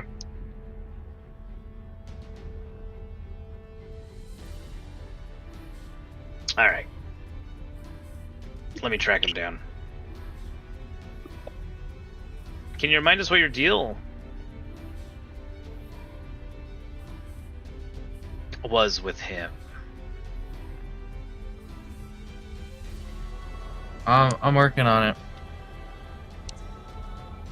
He was very. No, I mean grateful that specifically, what is Jex's deal, negotiation with Altair? How do you spell that again? Deal. No. How do you spell the Jin's name? If I remember our conversation correctly, we had talked that he was hungry for revenge and would be willing to help us. He is hungry for revenge. So he'll take 50 gold. Hell, I'll just give him a platinum piece. There you are. That's how you spell your name.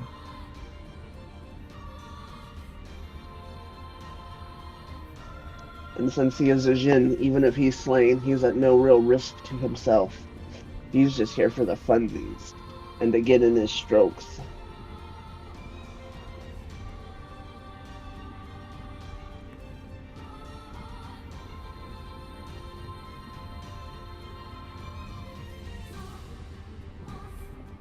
Very good. Your friend Altair is here to help you. Hello, my friends. Hello, Altair. I've missed you. I told you we would get them in the end. This is the last.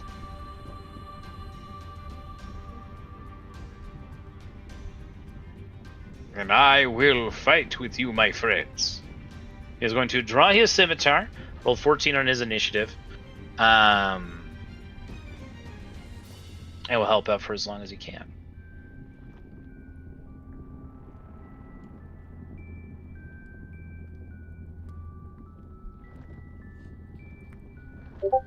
And then as a bonus action, I'm going to hit Shino with an upcasted healing touch. Healing word. Am I taking... How much? You're taking 16 health. Okay. That's my turn. Very good. Shino, what would you like to do? 16 is 95.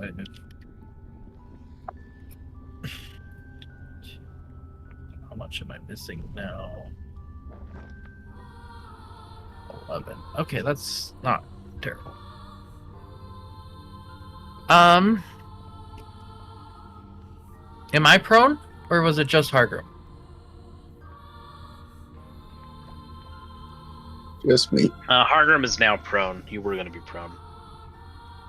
I You stood are up. not prone. You're Right. being held by Hargrim, but you're not Oh. prone. Goody. Wife wants uppies, and I want to be on his shoulders. Give me an I can- acrobatics check. Okay. I can Misty Step if need be. Acrobatics is right here. Oh. You for real? Yep.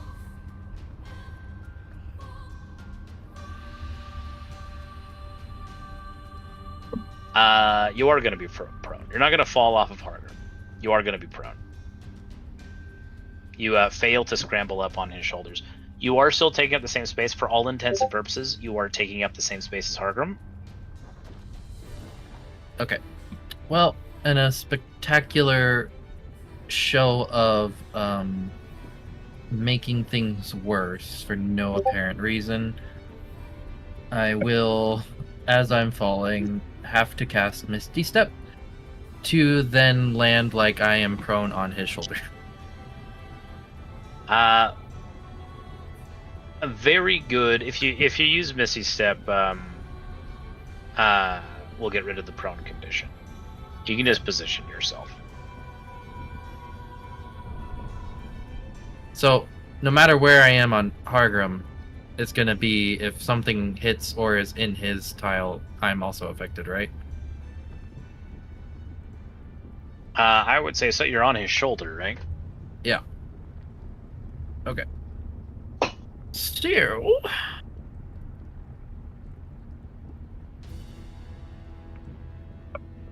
I wish upon a star.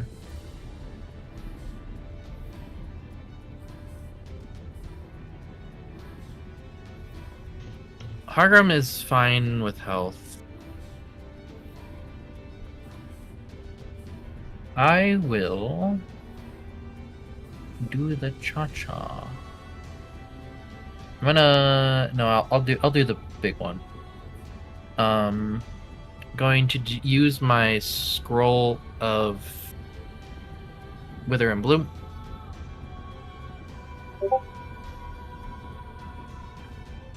And just Where? so I probably ground zero. Very good.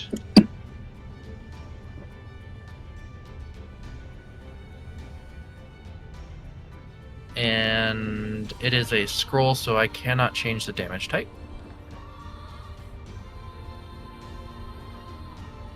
So that is going to be 9 necrotic on a DC 18 con save.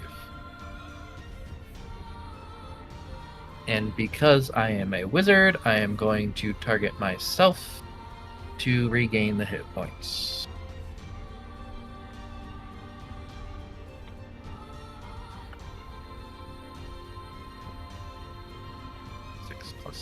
Very good. And that alone gets me up to 6, so I'm not going to expend the other hit dice.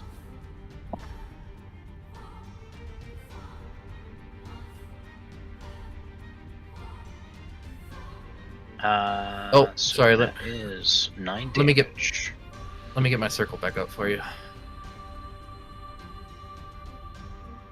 Oh, actually, anyone in the blue circle is being affected.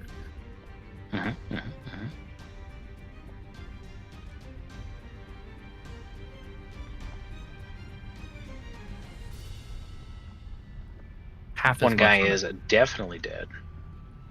half as The other much. fire elemental took half.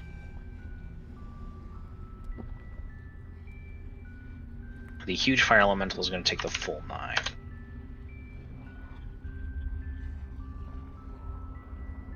Need to recover some HP. Any bonus action? I guess he used.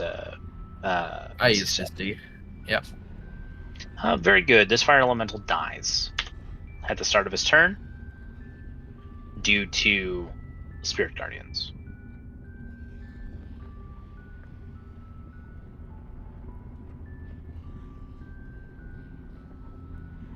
This huge fire elemental needs to make a wisdom saving throw, which he fails. He's going to take the full 49. Fucking disgusting. I mean, he technically has. I forgot about Imix's blessing. He has advantage on wisdom saving throws.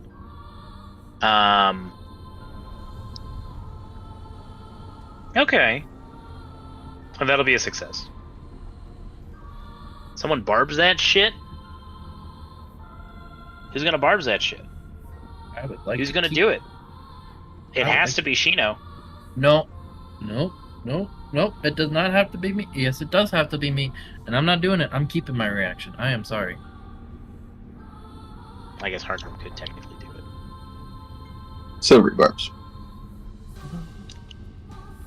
I am sorry. I have one ability that can negate all damage, and it's a reaction. If I use it now, I'm fucked. Uh-huh.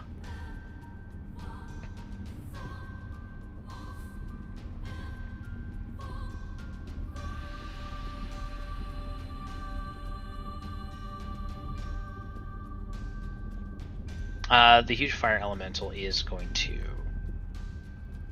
attack Shino.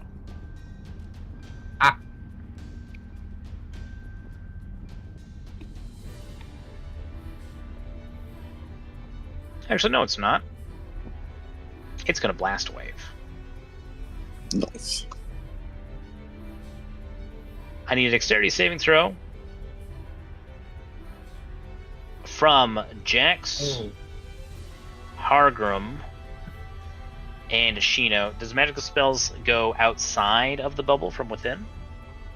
I don't think magical spells can happen in or out. Let me throw it up again. Mhm. But I think even in the bubble, nothing can happen. From outside.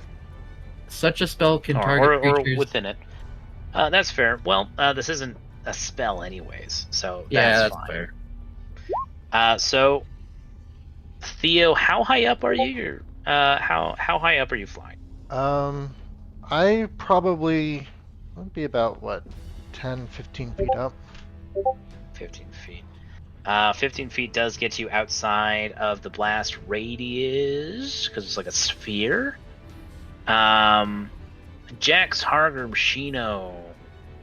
Yeah. Yeah, you're the ones who need to make a dexterity saving throw. Theo, you're just outside of it. All of you fail. That is interesting. A 28 fire damage on a failed save. But because of your fire resistance potions and accessories, none of you ignite, which is nice. Is Sorry? Holy Aura, does it work like evasion? So if you succeed, nothing. If you fail, it's half. You tell us, Jexter. Yes. Okay. Well, So shit, I guess we failed taking 28, but then it's that'll be half. 14 damage. Okay. Is that Unless you're Hargrim, and then that's 7. And temp is at 19. Oh shit! No, I need to take away 14 temp HP, not set it to 14.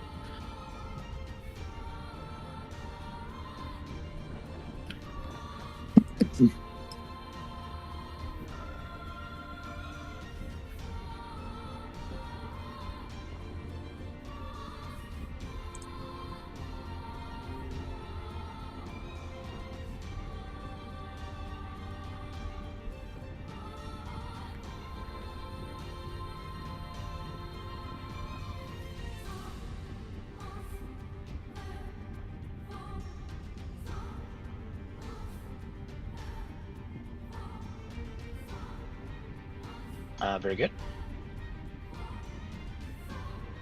I guess that resolves that. Vanifer will smile. Clever little beavers building up their dam. Hoping to survive the flood, is it?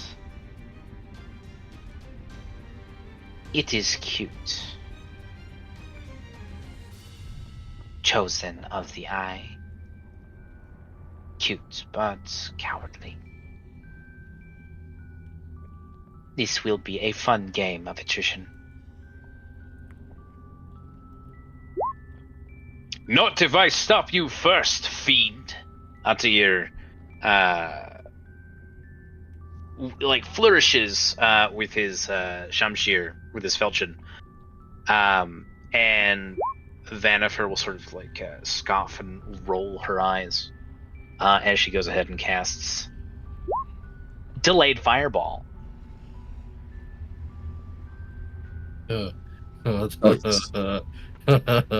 Right here. Okay, question. Uh-huh. If I counterspelled that, Are you close enough? I think so. It's within 60. Counterspell's 120, isn't it? I thought it was 60 feet. Oh, it's 60. Wait, do I have to be 60 feet within her or the spell? Within her. Oh, never mind then. silvery barbs? I'm not even within 60.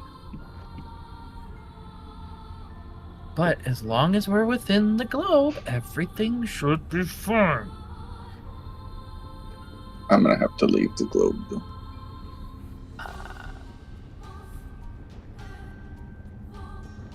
The delayed blast fireball. Its concentration up to a minute. How long is the fireball? Is the globe? Also a minute. Interesting. Interesting, the timing there. Uh-huh. Assuming she doesn't drop concentration. Or me.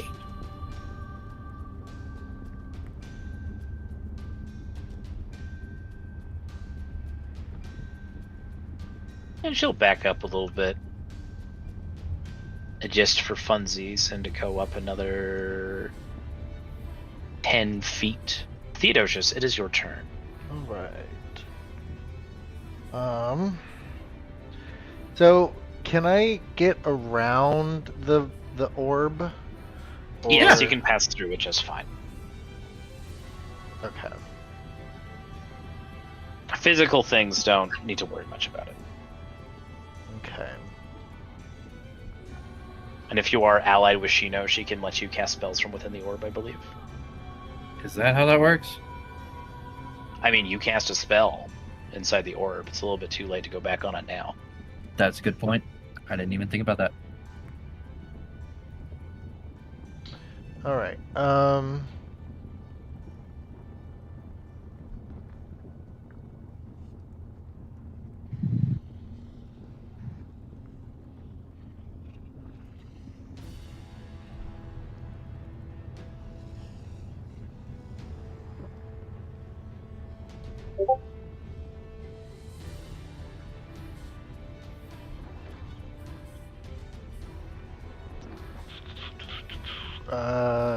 Let's do this. Oh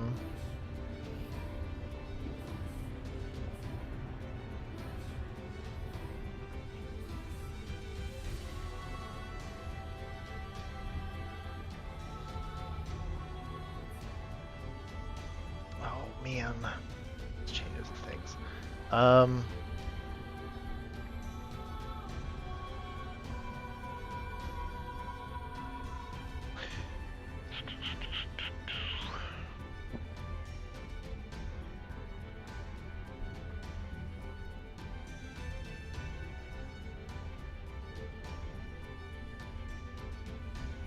Sorry. We're going No worries. to.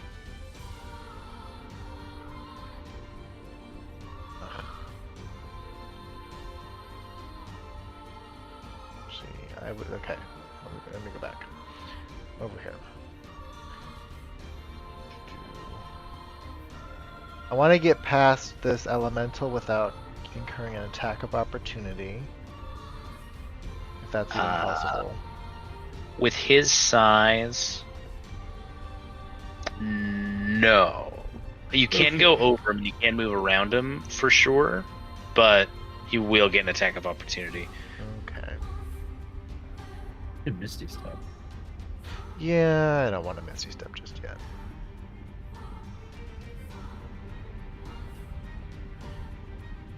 Okay, well, this is what we're gonna do. We're gonna go here. You can get your attack of opportunity. That misses. Disgusting. You understand? That's a 24. Yeah, Fuck you. still misses. Jin's on our side, correct? Yes. Theodosius, my friend. I see you have taken the bitch's wings. They look much more fetching on you than on her, my friend. I'm glad to hear it. And then I'm going to cast I am certain you remember me, your good friend Atair. yeah. Blast him. Yeah. I almost did. That's why I asked friend or foe.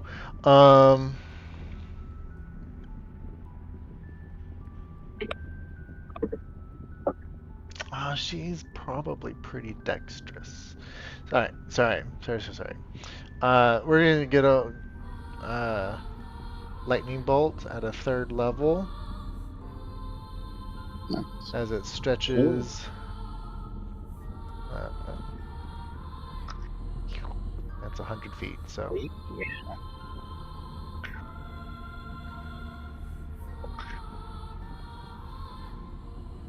That is interesting. I was going to slam right into the Colossus. No. All right. You've done the thing I've done previously. Oh, this is gonna get fun. Wow. Talk about disgusting. Silvery barbs. Are you close enough? I am going to say yes. She is going to dodge out of the way. She's not affected by Hargrim's silvery barbs. Is going to take half damage because she succeeded on her dodge action.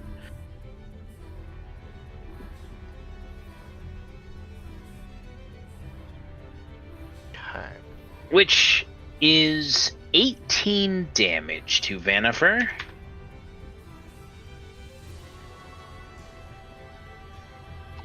And then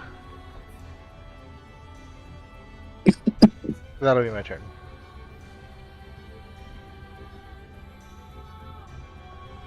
Understood. Shabazz, what are we doing? All right, there's room for me to get through the hallway now. Yeah. Yes.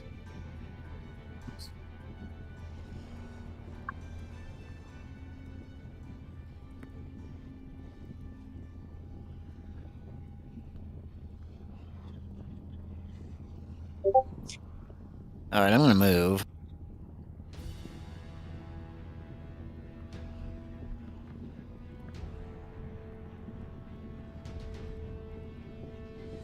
And even if you weren't invisible, Big Boy uses reaction.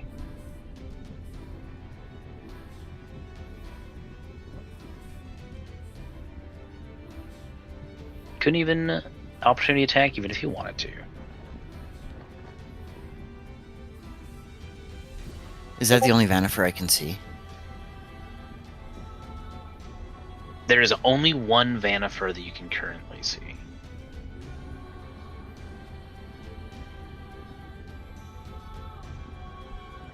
And she's 65 feet in the air right now?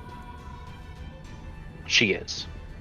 If I were to dash and get another 90 feet of flying movement, could I reach her?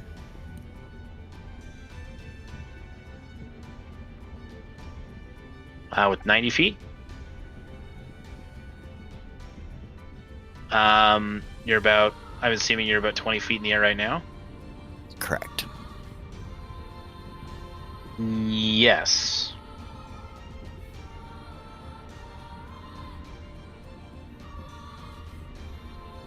What's the orange circle around her? Mhm. If you want, you can give me an investigation check. Oh, I would also accept perception. Whichever's higher.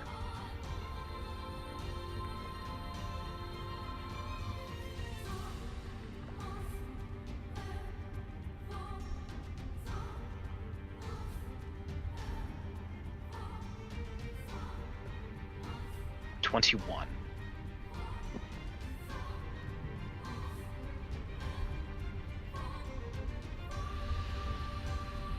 So you can't be exactly sure on the specifics, but that aura that you now notice has heat lines and heat vapors. Quite intensely, actually, now that you're looking at them. The light and your vision is slightly warped when you focus on it, suggesting to you that stepping that close to Vanifer is going to be extremely hot.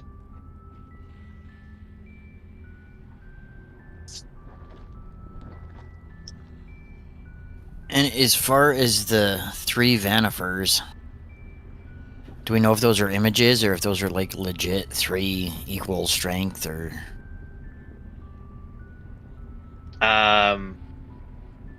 That would be another roll to try and ascertain.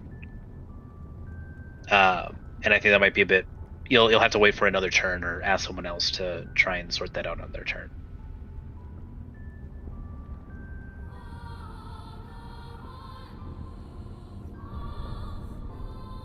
Yeah, I'm gonna try it anyway. Heat lines or not, let's try it.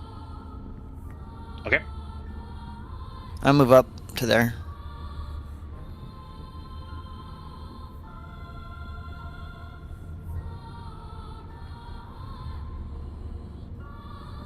Okay. She does not seem to notice your approach, obviously. You're invisible. You can tell that it is very, very hot. Your suspicions are correct.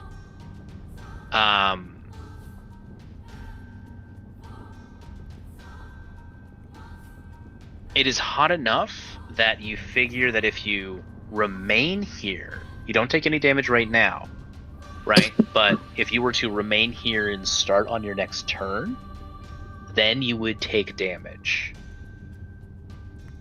It also seems hot enough in here that if you have any non-magical weapons or equipment, some of it could spontaneously combust and be destroyed if you start your turn in this aura. And how large is the aura, can I tell?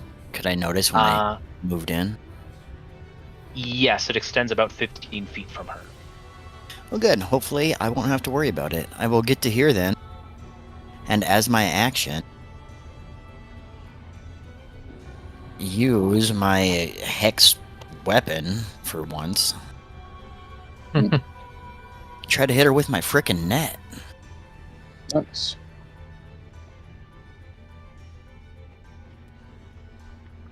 .29 will hit. Which should restrain her and knock her out of the air, too.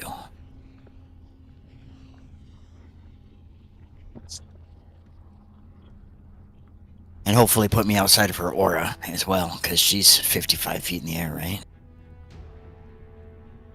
She's 65 feet in the air. Oh, yeah. That's better. It does appear to restrain her, however, it does not make her drop. It appears that the fiery wings are more of a visual effect than like a physics-based reason why she is flying. It's to you, it's closer to like a levitate.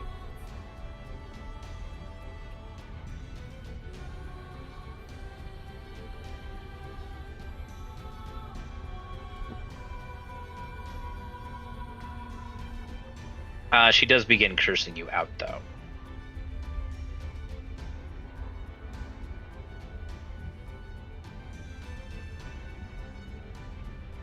I don't even know how much movement I would have left then. I can't have much. No, I don't care. I'll stay there.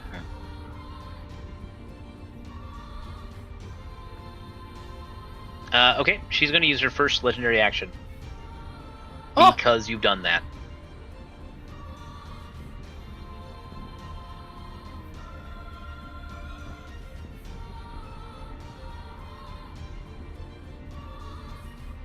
She is going to scream and release a heat wave.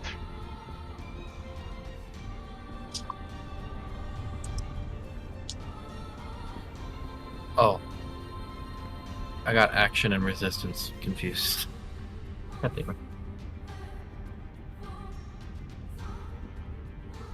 Each creature within 300 feet of Vanifer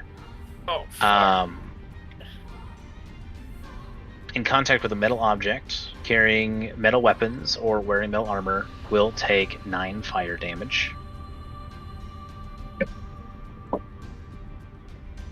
Each creature in that area that isn't resistant or immune to fire damage must make a DC 22 Constitution saving throw or gain 1 level of exhaustion. Thankfully, you are all technically resistant to fire. While the imposed vulnerability is evening it out, the resistance that you all made sure to have when you came in here protects you from the exhaustion effect of this legendary action.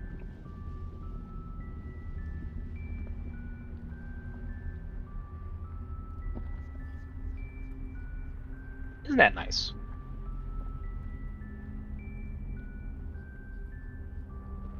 Do we still take the damage Yes. if we meet those criteria? You do still take the damage if you meet those criteria. And it gets through the temporary.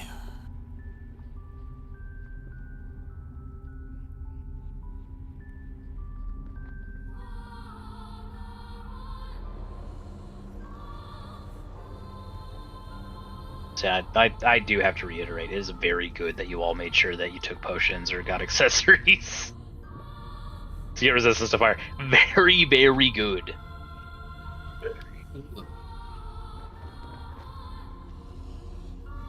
All right.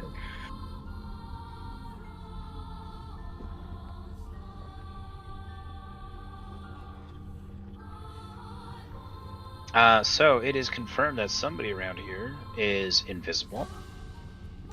It's a good question. Some people are outside the circle. Sorry. Does this legendary action Heatwave, affect people in the globe? It does affect people in the globe. It doesn't have a spell level. Okay. Therefore, it's closer mechanically to an environmental effect. Oh, that's a keyword. The Hard. point is that it's not a spell. Well, anyone who took the 10-minute nap is immune to environmental hazards unless we directly interact with it. While you're in the bed. Oh, I Yeah, thought it was after the bed you gain those No. benefits. Oh. Imagine That's taking 10 minutes to fuck and then you're immune to frostbite for a while. That's what I thought happened. That's why I wanted the bed so bad. Never No, you're mind. safe as long as you're sleeping in it. Got it. Understood. Understood. Sorry. Happy Souls just lives in my brain.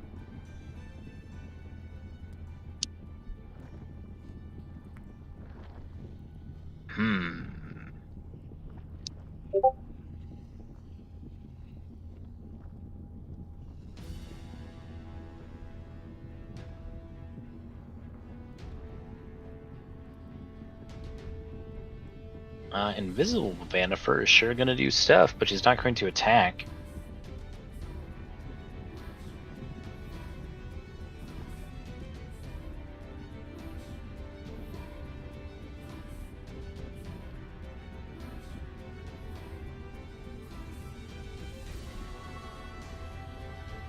For a layer effect.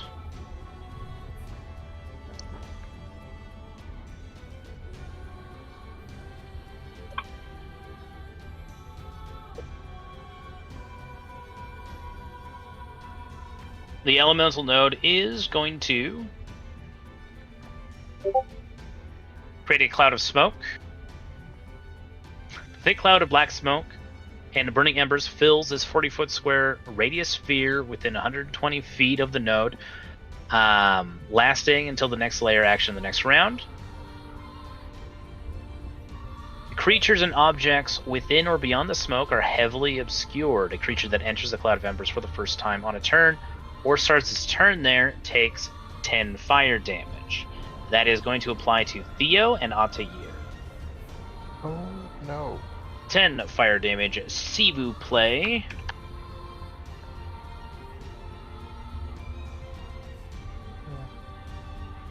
And what's Hardrum going to do? Hardrum's gonna start the swinging. We gotta get rid of this guy. I will not reckless this time. We're just gonna two-handed. I'll have to roll for Giant Smite on this swing separately. So Very good. That's going to be a hit for sure. that's +9 because Rage didn't add either. So Plus 9? it's Oh, yeah, 3 I guess from with- Rage and then the 6 from Giant Smite.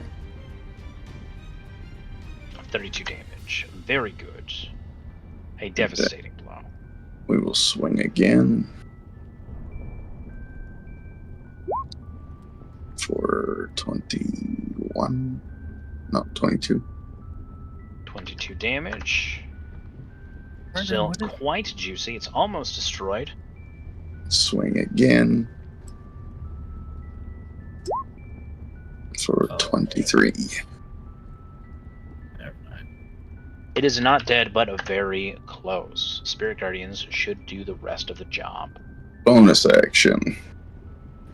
Flurry of blows. I'm gonna punch him. Very good. Because why not? Oh, Oh shit. The crit's there. on the fucking great. on my hand, but not on the weapon. It's 14 plus. No, did it add rage? It did not. Did it? No. Okay, so 17. Very good. You destroy the huge fire elemental. You also take 2 fire damage. Okay.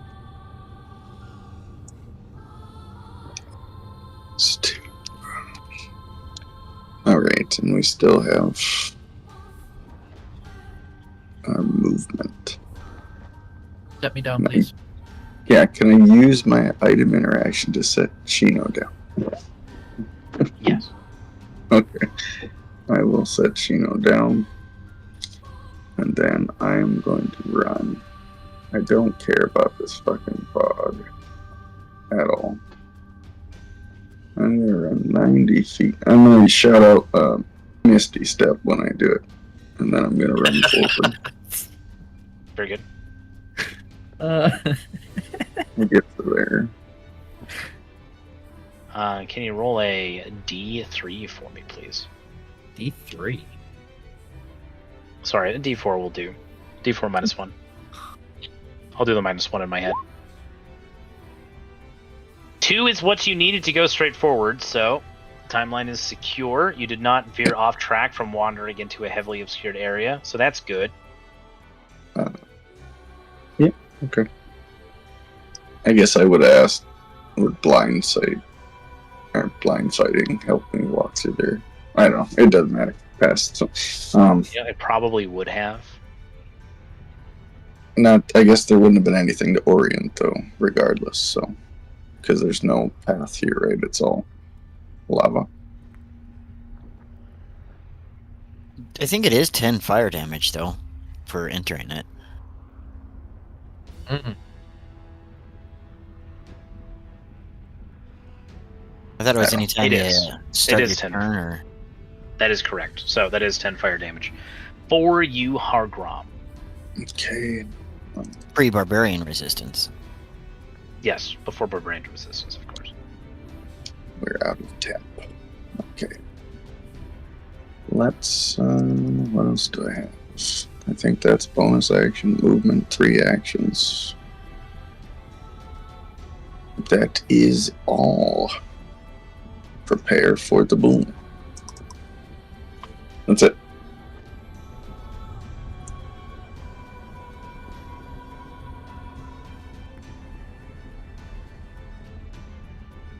Very good.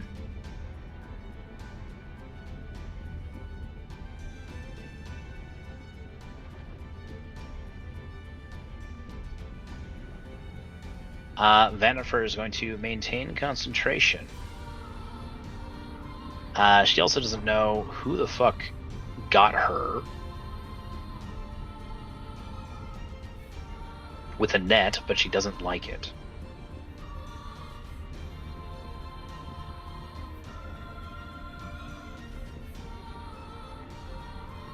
So the first thing she is going to do is make an investigation check.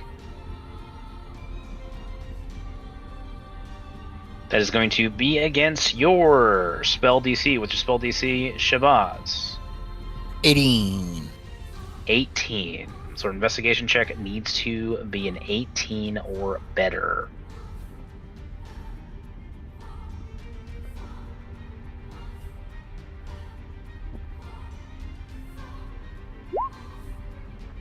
Woo! Oh boy.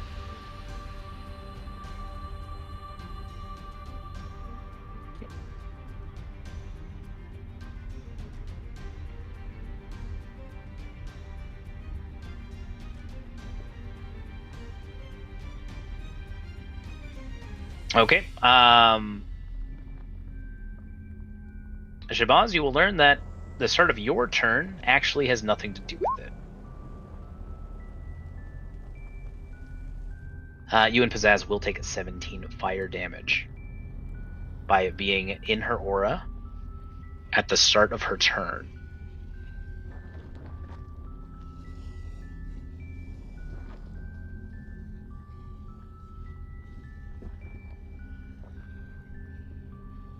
She will use a bonus action to use Misty Step. She will vanish out of your net. That is not the same Vanifer on the turn order as... Oh, you are correct. Pardon me. So you don't take that damage. My mistake.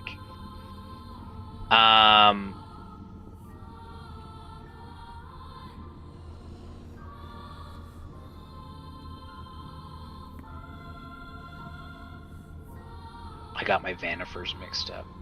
Pardon me. She's still going to keep on concentrating on Delayed Fireball. I'm going to take that spell slot back for Vanifer. I sort of played my hand for what the Vanifer in front of Shabazz is going to do. But whatever.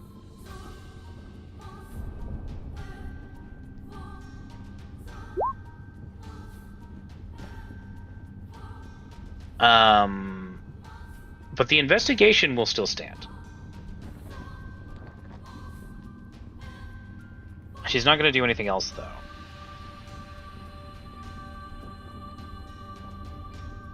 Altair will take 10 fire damage.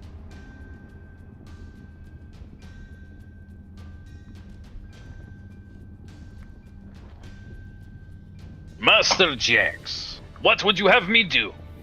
Or am I free to do as I please? Do as you think best. You know your powers better than me.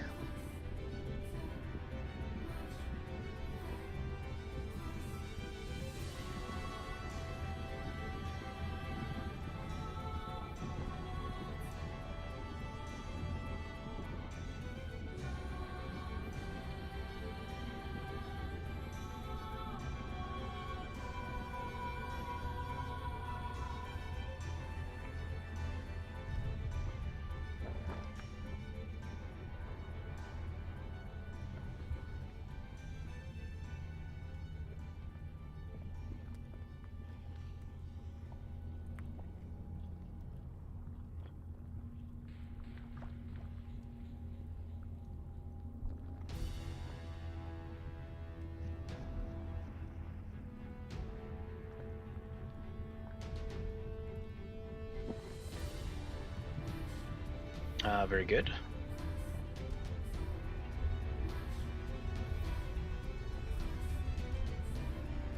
Or just hit her with a thunder wave, that works too. Or your little air friend.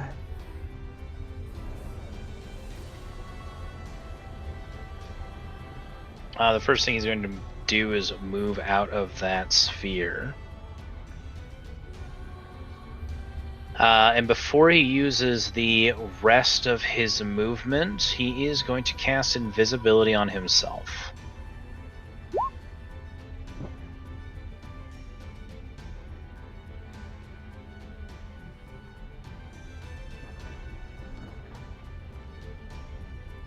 With all these invisible people, it's like a game of cat and mouse at this point. Yeah. Jax, it's your turn. Cool. Regular movement.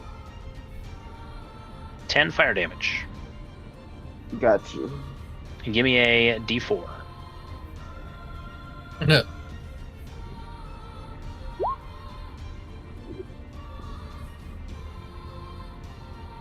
I guess it doesn't actually really matter. You're flying. So you're above the lava, so you can't fall into the lava. You are, however, going to end up here.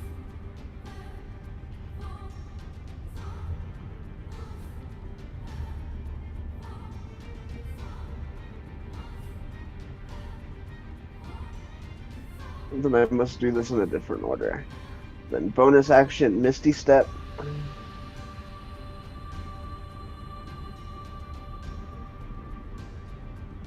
Then action dash.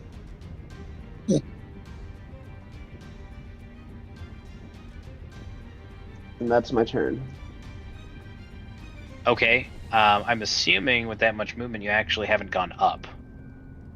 No. Okay. So that's a 15-foot sphere for your spirit guardians, and that's a 30-foot circle for your magic circle. It is not a sphere. Yes. Okay, so the circle, they need to be on the same level as you. Is that correct? I assume so. Let me double check.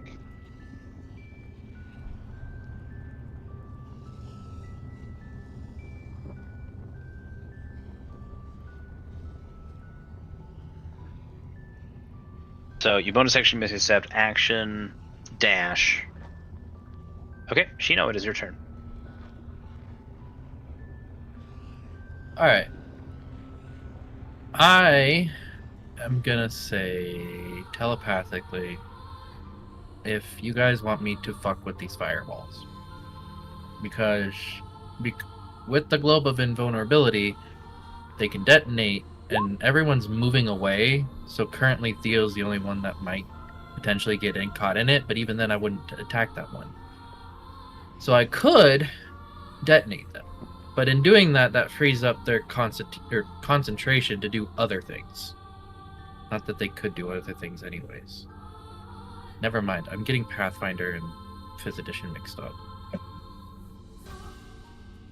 So anyways, I'm going to go on my mad ramblings. And Teddy, I'm going to ask you if a mage hand can trigger this fireball.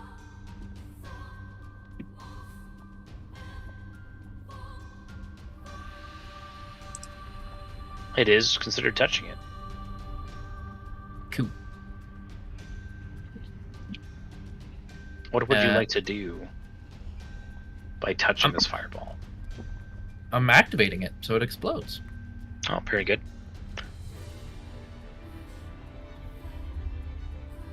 Like you said that with Your the globe quickness, of vulnerability. Your globe of invulnerability nullifies what level of spell? 7th and lower. Well, that's rude as shit because it's a 7th level spell.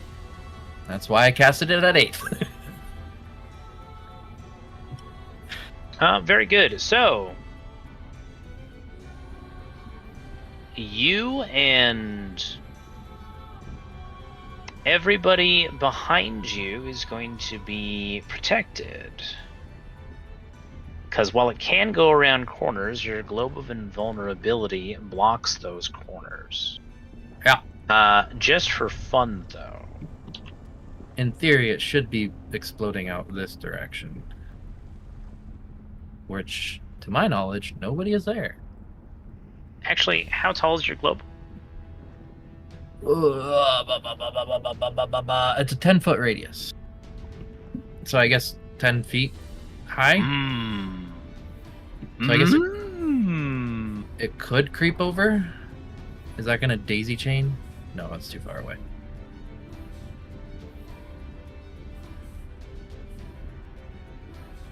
Oh, I think you haven't fully read this spell. I've read it 4 times. How have I not read the spell?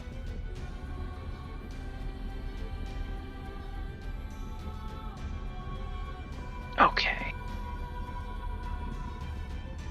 Did you just kill yourself? No, Shino's going to be fine. No, hold on. Theo. What's happening? What did I misunderstand? Killing Theo.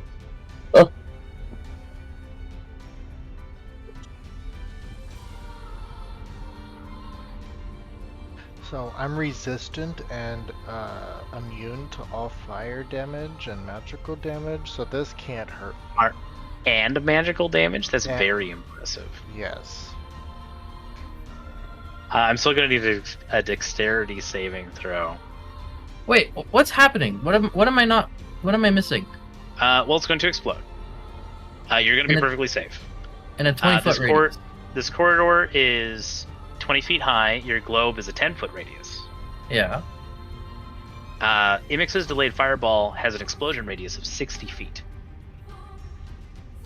That's where I'm not reading it, because mine is differently. Alright.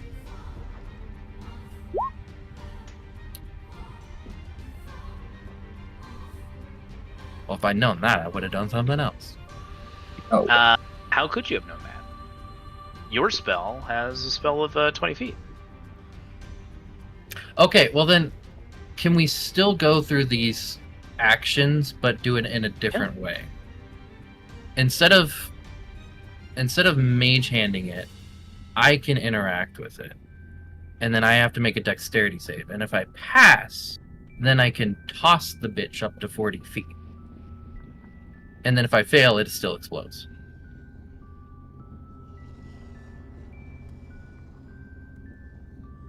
But then again, no, that's fine. You know what? Correct. You can make that attempt if you want. No, it's fine. I said I was gonna mage hand touch it, thinking it was gonna be 20 meters or 20 feet. Didn't realize it makes it 60. So I said it. I'm gonna do it. I'm not gonna take back what I said and metagame it, just so I could potentially pass a dexterity save that I'm gonna fail anyways, and it's gonna explode regardless. It's fine. That is very mature of you. So anyways, I touch it.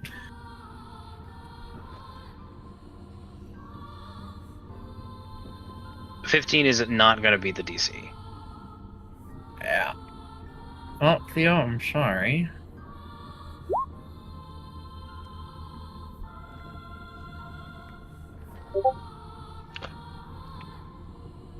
Oh, That will be what? 102 fire damage. Yeah. The base damage is 12, and then it's +1 for every turn. Okay. That's on me. My bad. Oops.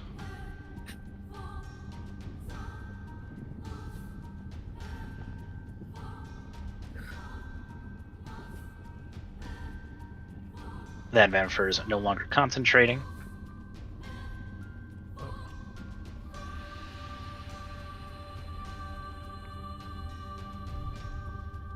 With a delayed fireballs that do not daisy chain. Thank God. Thank God, Theo would be dead.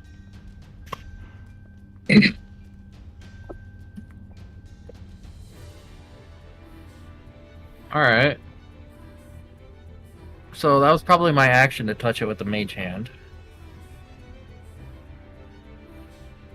And I have now fucked Theo. Cool.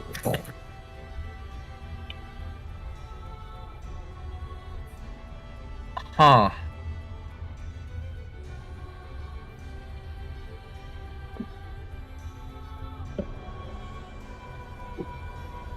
I'm gonna move Nobby with my bonus, and I guess that's my turn.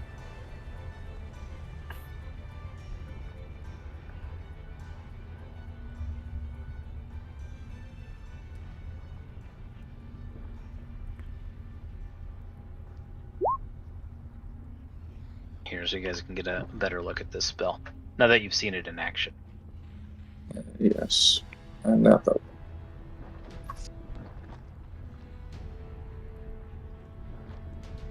I already declared this Vanifer's turn before. That'll be 17 damage to Shabazz and Pizzazz.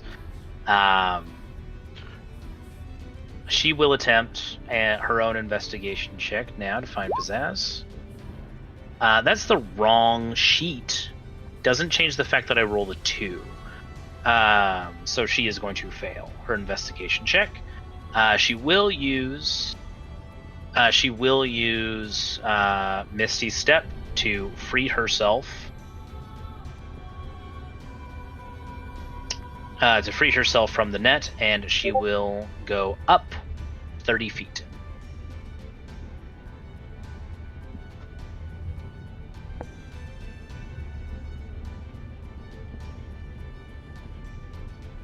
And that will be her turn, maintaining her concentration on the other delayed fireball. Theo, you take 10 damage from being in the smog. 10 fire damage. How are you doing, friend? Not good. Very You wanna bad. come I was doing really good, and then I wasn't, and we're knocking on death's door. Do you want to come inside my bubble? I might just have. Can I shoot spells outside the bubble? No, but you can step outside, shoot a spell, and then come back in.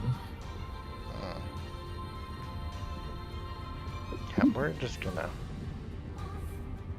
gonna do that.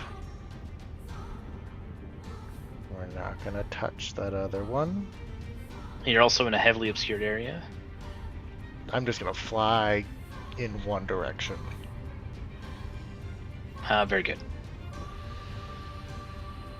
Okay. You have such a big fly speed that I figure you can just like dip out and still make your way into the globe of invulnerability, no problem. Yeah. And if need be, I have a bonus action dash. Okay. So before I go in,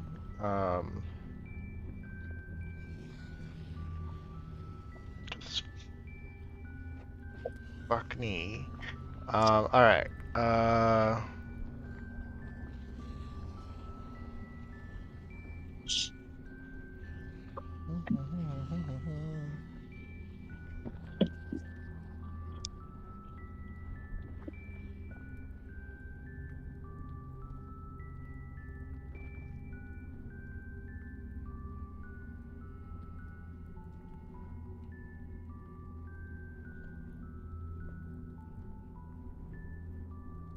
All right.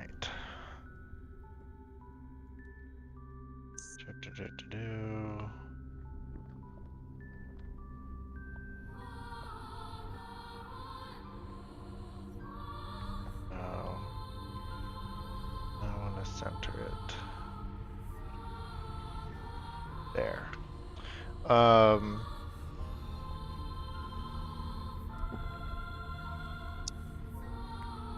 How tall is this main chamber? This main chamber is approximately a little over 120 feet tall Oh, jeez. from the lava.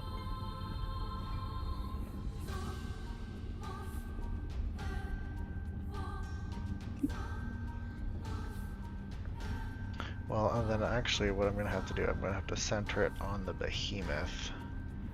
That's the ground. So 20, okay. So what I'm doing, I'm going to cast Magic Circle. At a 3rd level. That is a cast time of 1 minute. It is a cast time. Never mind. Darn, I really wanted to use that spell. You can do it. It'll be what, round 103? Yeah. I'm okay.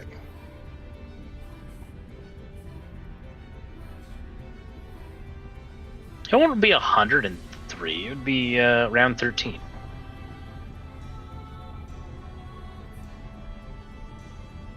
Oh, I'm thinking 10 minutes. Yeah, 1 minute isn't too bad.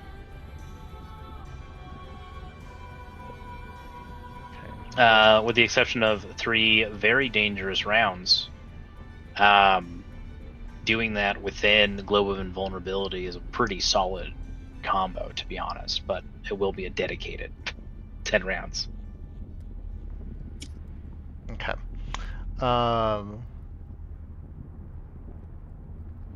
Okay, then what I'm going to do instead is at a 4th level, we're going to cast Elemental Bane.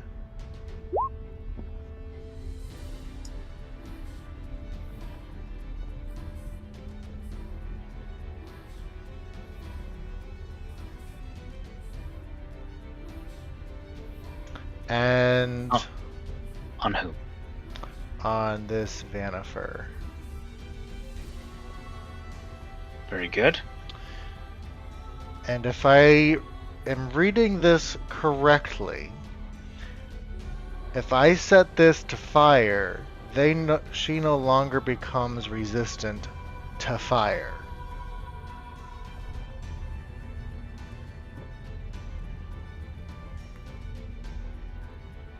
Yeah, but they have to take damage of that type too.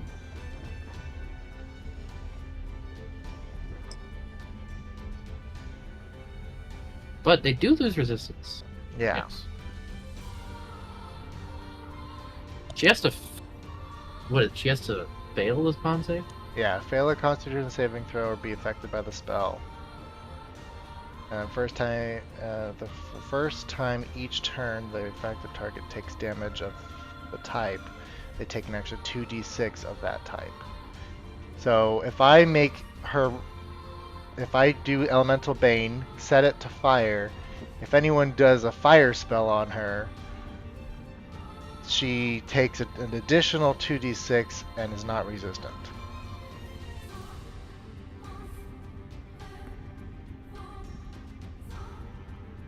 Yes, that's what we're going to do. So that's a con save, please.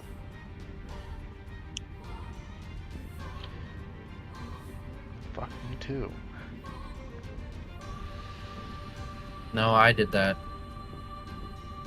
It was worth the try.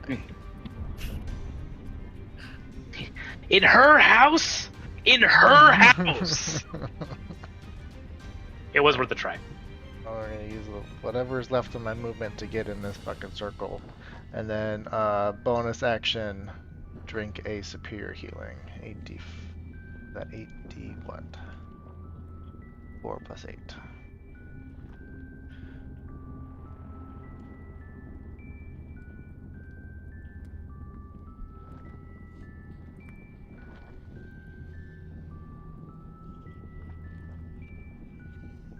Much needed sippy. And that'll be my turn. Very good. Shabazz, what do we got? Oh, actually. Oh. My expeditious retreat goes down because I can't roll a 50. I wonder why. You can get a nat 20. You know what? Just for shits and gigs. No. So yeah, my expeditious retreat is gone. Oops. Shabazz, It's what do we okay. got? It just made me go a little faster. I'm okay. Okay, I realize it's gonna take a roll, but that's a lot of fucking damage, so. I'm only casting it at 3rd level, but I'll try to dispel the fucking delayed fireball. Okay. Make an ability check using your spell casting ability. So that will be Charisma. You are looking at 17. Does that include my proficiency bonus too? No. It does not include your proficiency bonus. But it does include Jack of all trades. It does include Jack of all trades. So that's Charisma plus 2 Jack of all trades, so plus 7. Yes, sir. Looks like it's a 50-50 shot. A 10 or higher will get it. Oh.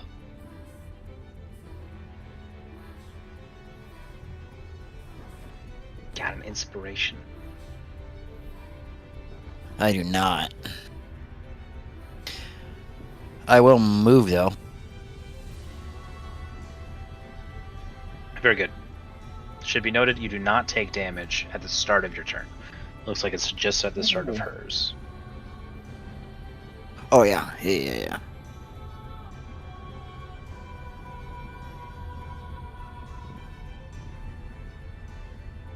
Yeah, it's the end of my turn. That was so close. That was so close. Yeah, something has got to be done about this fucking thing. Okay, start at round 4. The invisible Vanifer is going to get up to some chicanery, but is not going to drop out of her invisibility. And as our lair action, which will be our last action for tonight's combat, the smog goes away.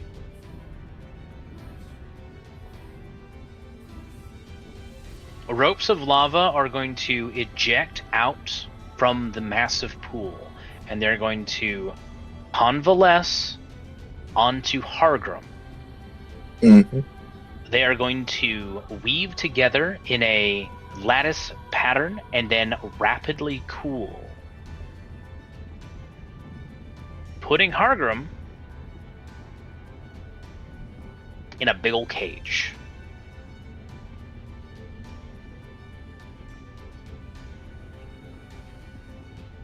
And due to the magic involved, you're going to find yourself similarly rapidly cooled and partially petrified, because I don't want to get rid of your precious.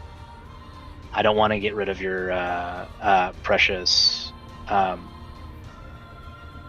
rage and other effects just because you have to miss next week. Next week I'm good. It's the following. You're week. here? Yeah, it's the following week that I'm. The 21st. I think you got me and Hargrim confused. You're missing next week, Jax? Yes. And then Hargrim. You're not gonna be here? Well, fine. That's on fucking you then. Man, you could have put it on me. I could have figured it out. No, it's going to be on the Jexer. And Jex is going to be locked there. You'll still have to free him. But for all intents and purposes, this is my conceit for us not having to worry about Jex. Next time we play, do we have... well, first of all, thank you guys for playing. And thank you for your understanding. Do we have any questions, comments, concerns? Gauze for Theo. I am more sorry about not being as sorry as I should for doing over 100 damage. More than casting that spell. You didn't do 100 damage. I did. I mean, you put the tools there, but I did that. That was all me. I'm just shocked that it was 102 damage. Well, I've never seen that much damage. The base is 12d6, and then it just is an extra d6 after every round. It just sits there. So I'm like, these things gotta go sooner rather than later. I didn't know it was 60 feet, though. I thought, like, oh, this one's behind the globe. It's 20 feet. At best, it won't get anyone. Everything's fine. We learned some things. Fuck. Well, thankfully, that does take up some of her spell slots, so it's not like she can do that constantly. Yeah. I didn't know if I wanted to have her continuously concentrating on it and freeing her up for concentrating on something else, but it's kind of like a damned if you do, damned if you don't. And personally, I feel like at this point, you should not let her keep concentrating on these. Yeah. Okay, do we got anything else that we want to discuss, clarify, talk about? We'll be without Jex next week. We'll be without Hargrim the other. Don't worry, I got a second cage for you, buddy. Okay. It'll If be it done. progresses that far. If it progresses that far. I have a mechanics question. Maybe my brain is lagging. So, thrown weapons have a max range, yes? Yes. Is there anything that can push beyond that? Yes. No. Okay. Not for thrown.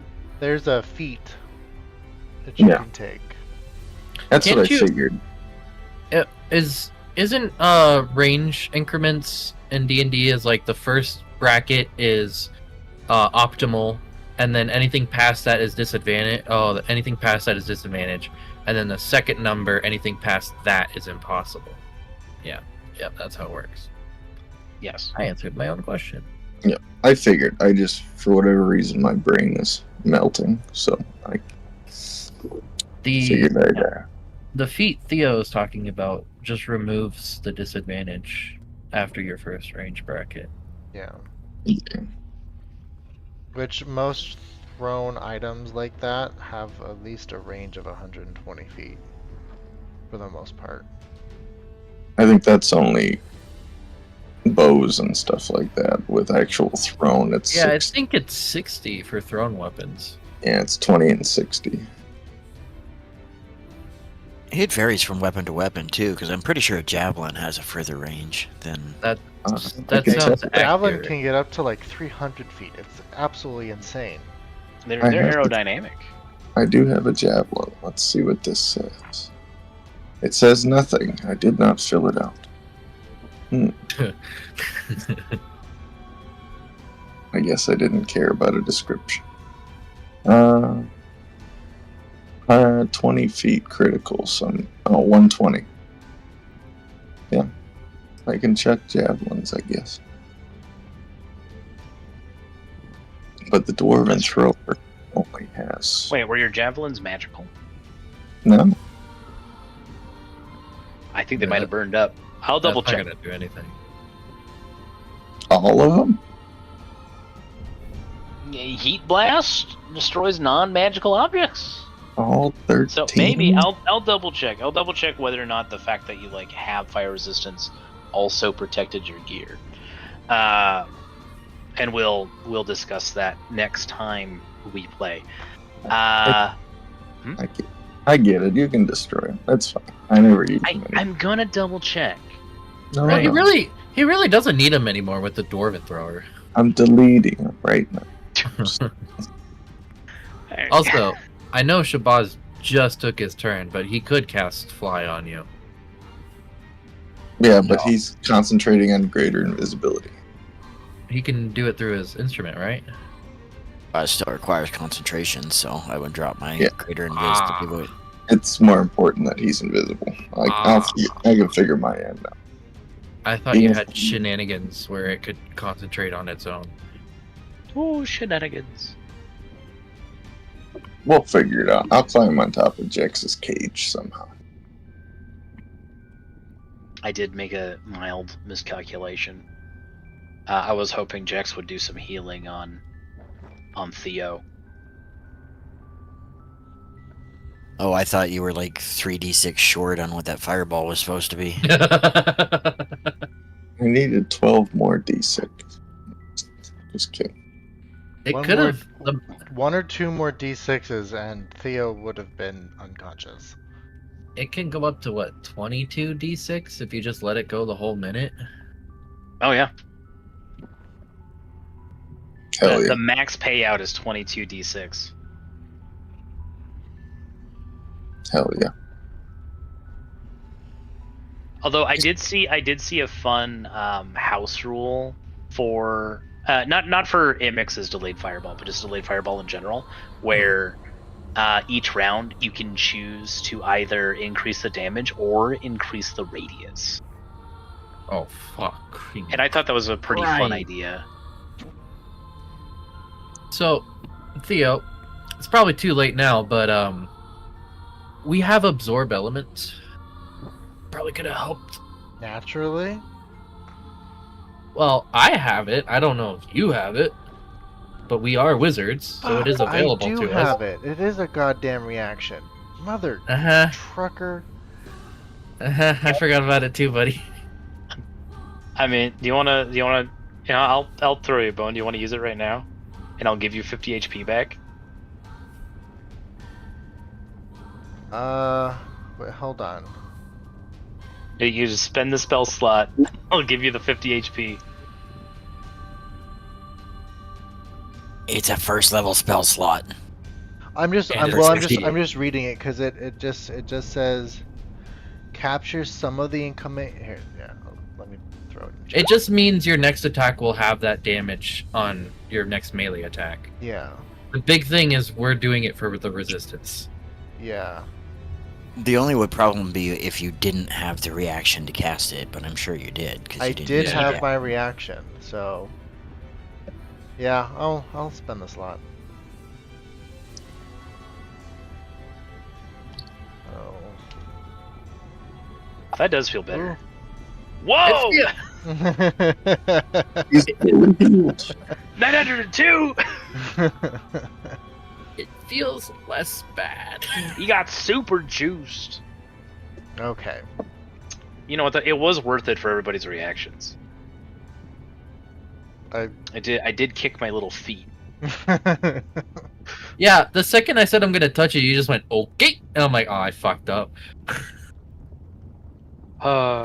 Anytime you answer us immediately with the quickness, you fucked up. I like that he measured the distance with the big red circle, and you still touched it. I do actually appreciate that. You know. Well, here's the thing, right? My spell sheet is on my second monitor, while I have Roll20 up on my main monitor. Mhm. I read Delayed Fireball Blast 5 fucking times before doing this. So when Teddy was probably drawing the circle, I was looking at my other monitor, reading Delayed Fireball Blast again, and not seeing that 60 feet was being drawn out. I just loved it. I saw the big circle, and you're like, I'm gonna touch it. I'm like, oh, here you go. Here you go. We all know that Shino totally titted her way to level 15. Like, There was at least one professor that had a really great midterm. this is why I love this character, man. Like, I'm staying so true to her. It's great. I love it. High int, low wisdom makes great characters. And she doesn't even have low wisdom. I have the low wisdom. I must save my party from this fireball. Blows up Thea. I really thought I was. I genuinely thought I was. No, listen, if you're looking at Delayed Fireball, per the text from Arcanix, her play was good, right? It was the thing to do. But unfortunately, you are in the devil's asshole where everything is extra spicy. I mean, I figured it was gonna be juiced up, but I didn't know it was gonna ink like triple the fucking radius. I am pretty sure that I heard through Rory's telepathic bond Shino say, "This is what you get for friend zoning me." You know, I was not quick-witted enough to do a joke like that. You know what though? I'll give Shabazz. I'll give Shabazz inspiration for next game because that callback was too good. Hey, you know what? Theo tanked that fireball and still He stood. did. And that's You know what? what? I'm proud of. That's true. When I saw triple digits, I was just like, Theo does not have the con for this. I genuinely thought I killed you. Honestly, it was only due to the temp HP and being full health. That was the only reason why I survived. It's probably that fighter level dip that gave you just a little bit more average. Exactly. Or he held his metal arm up in front of his face just in time. Yeah.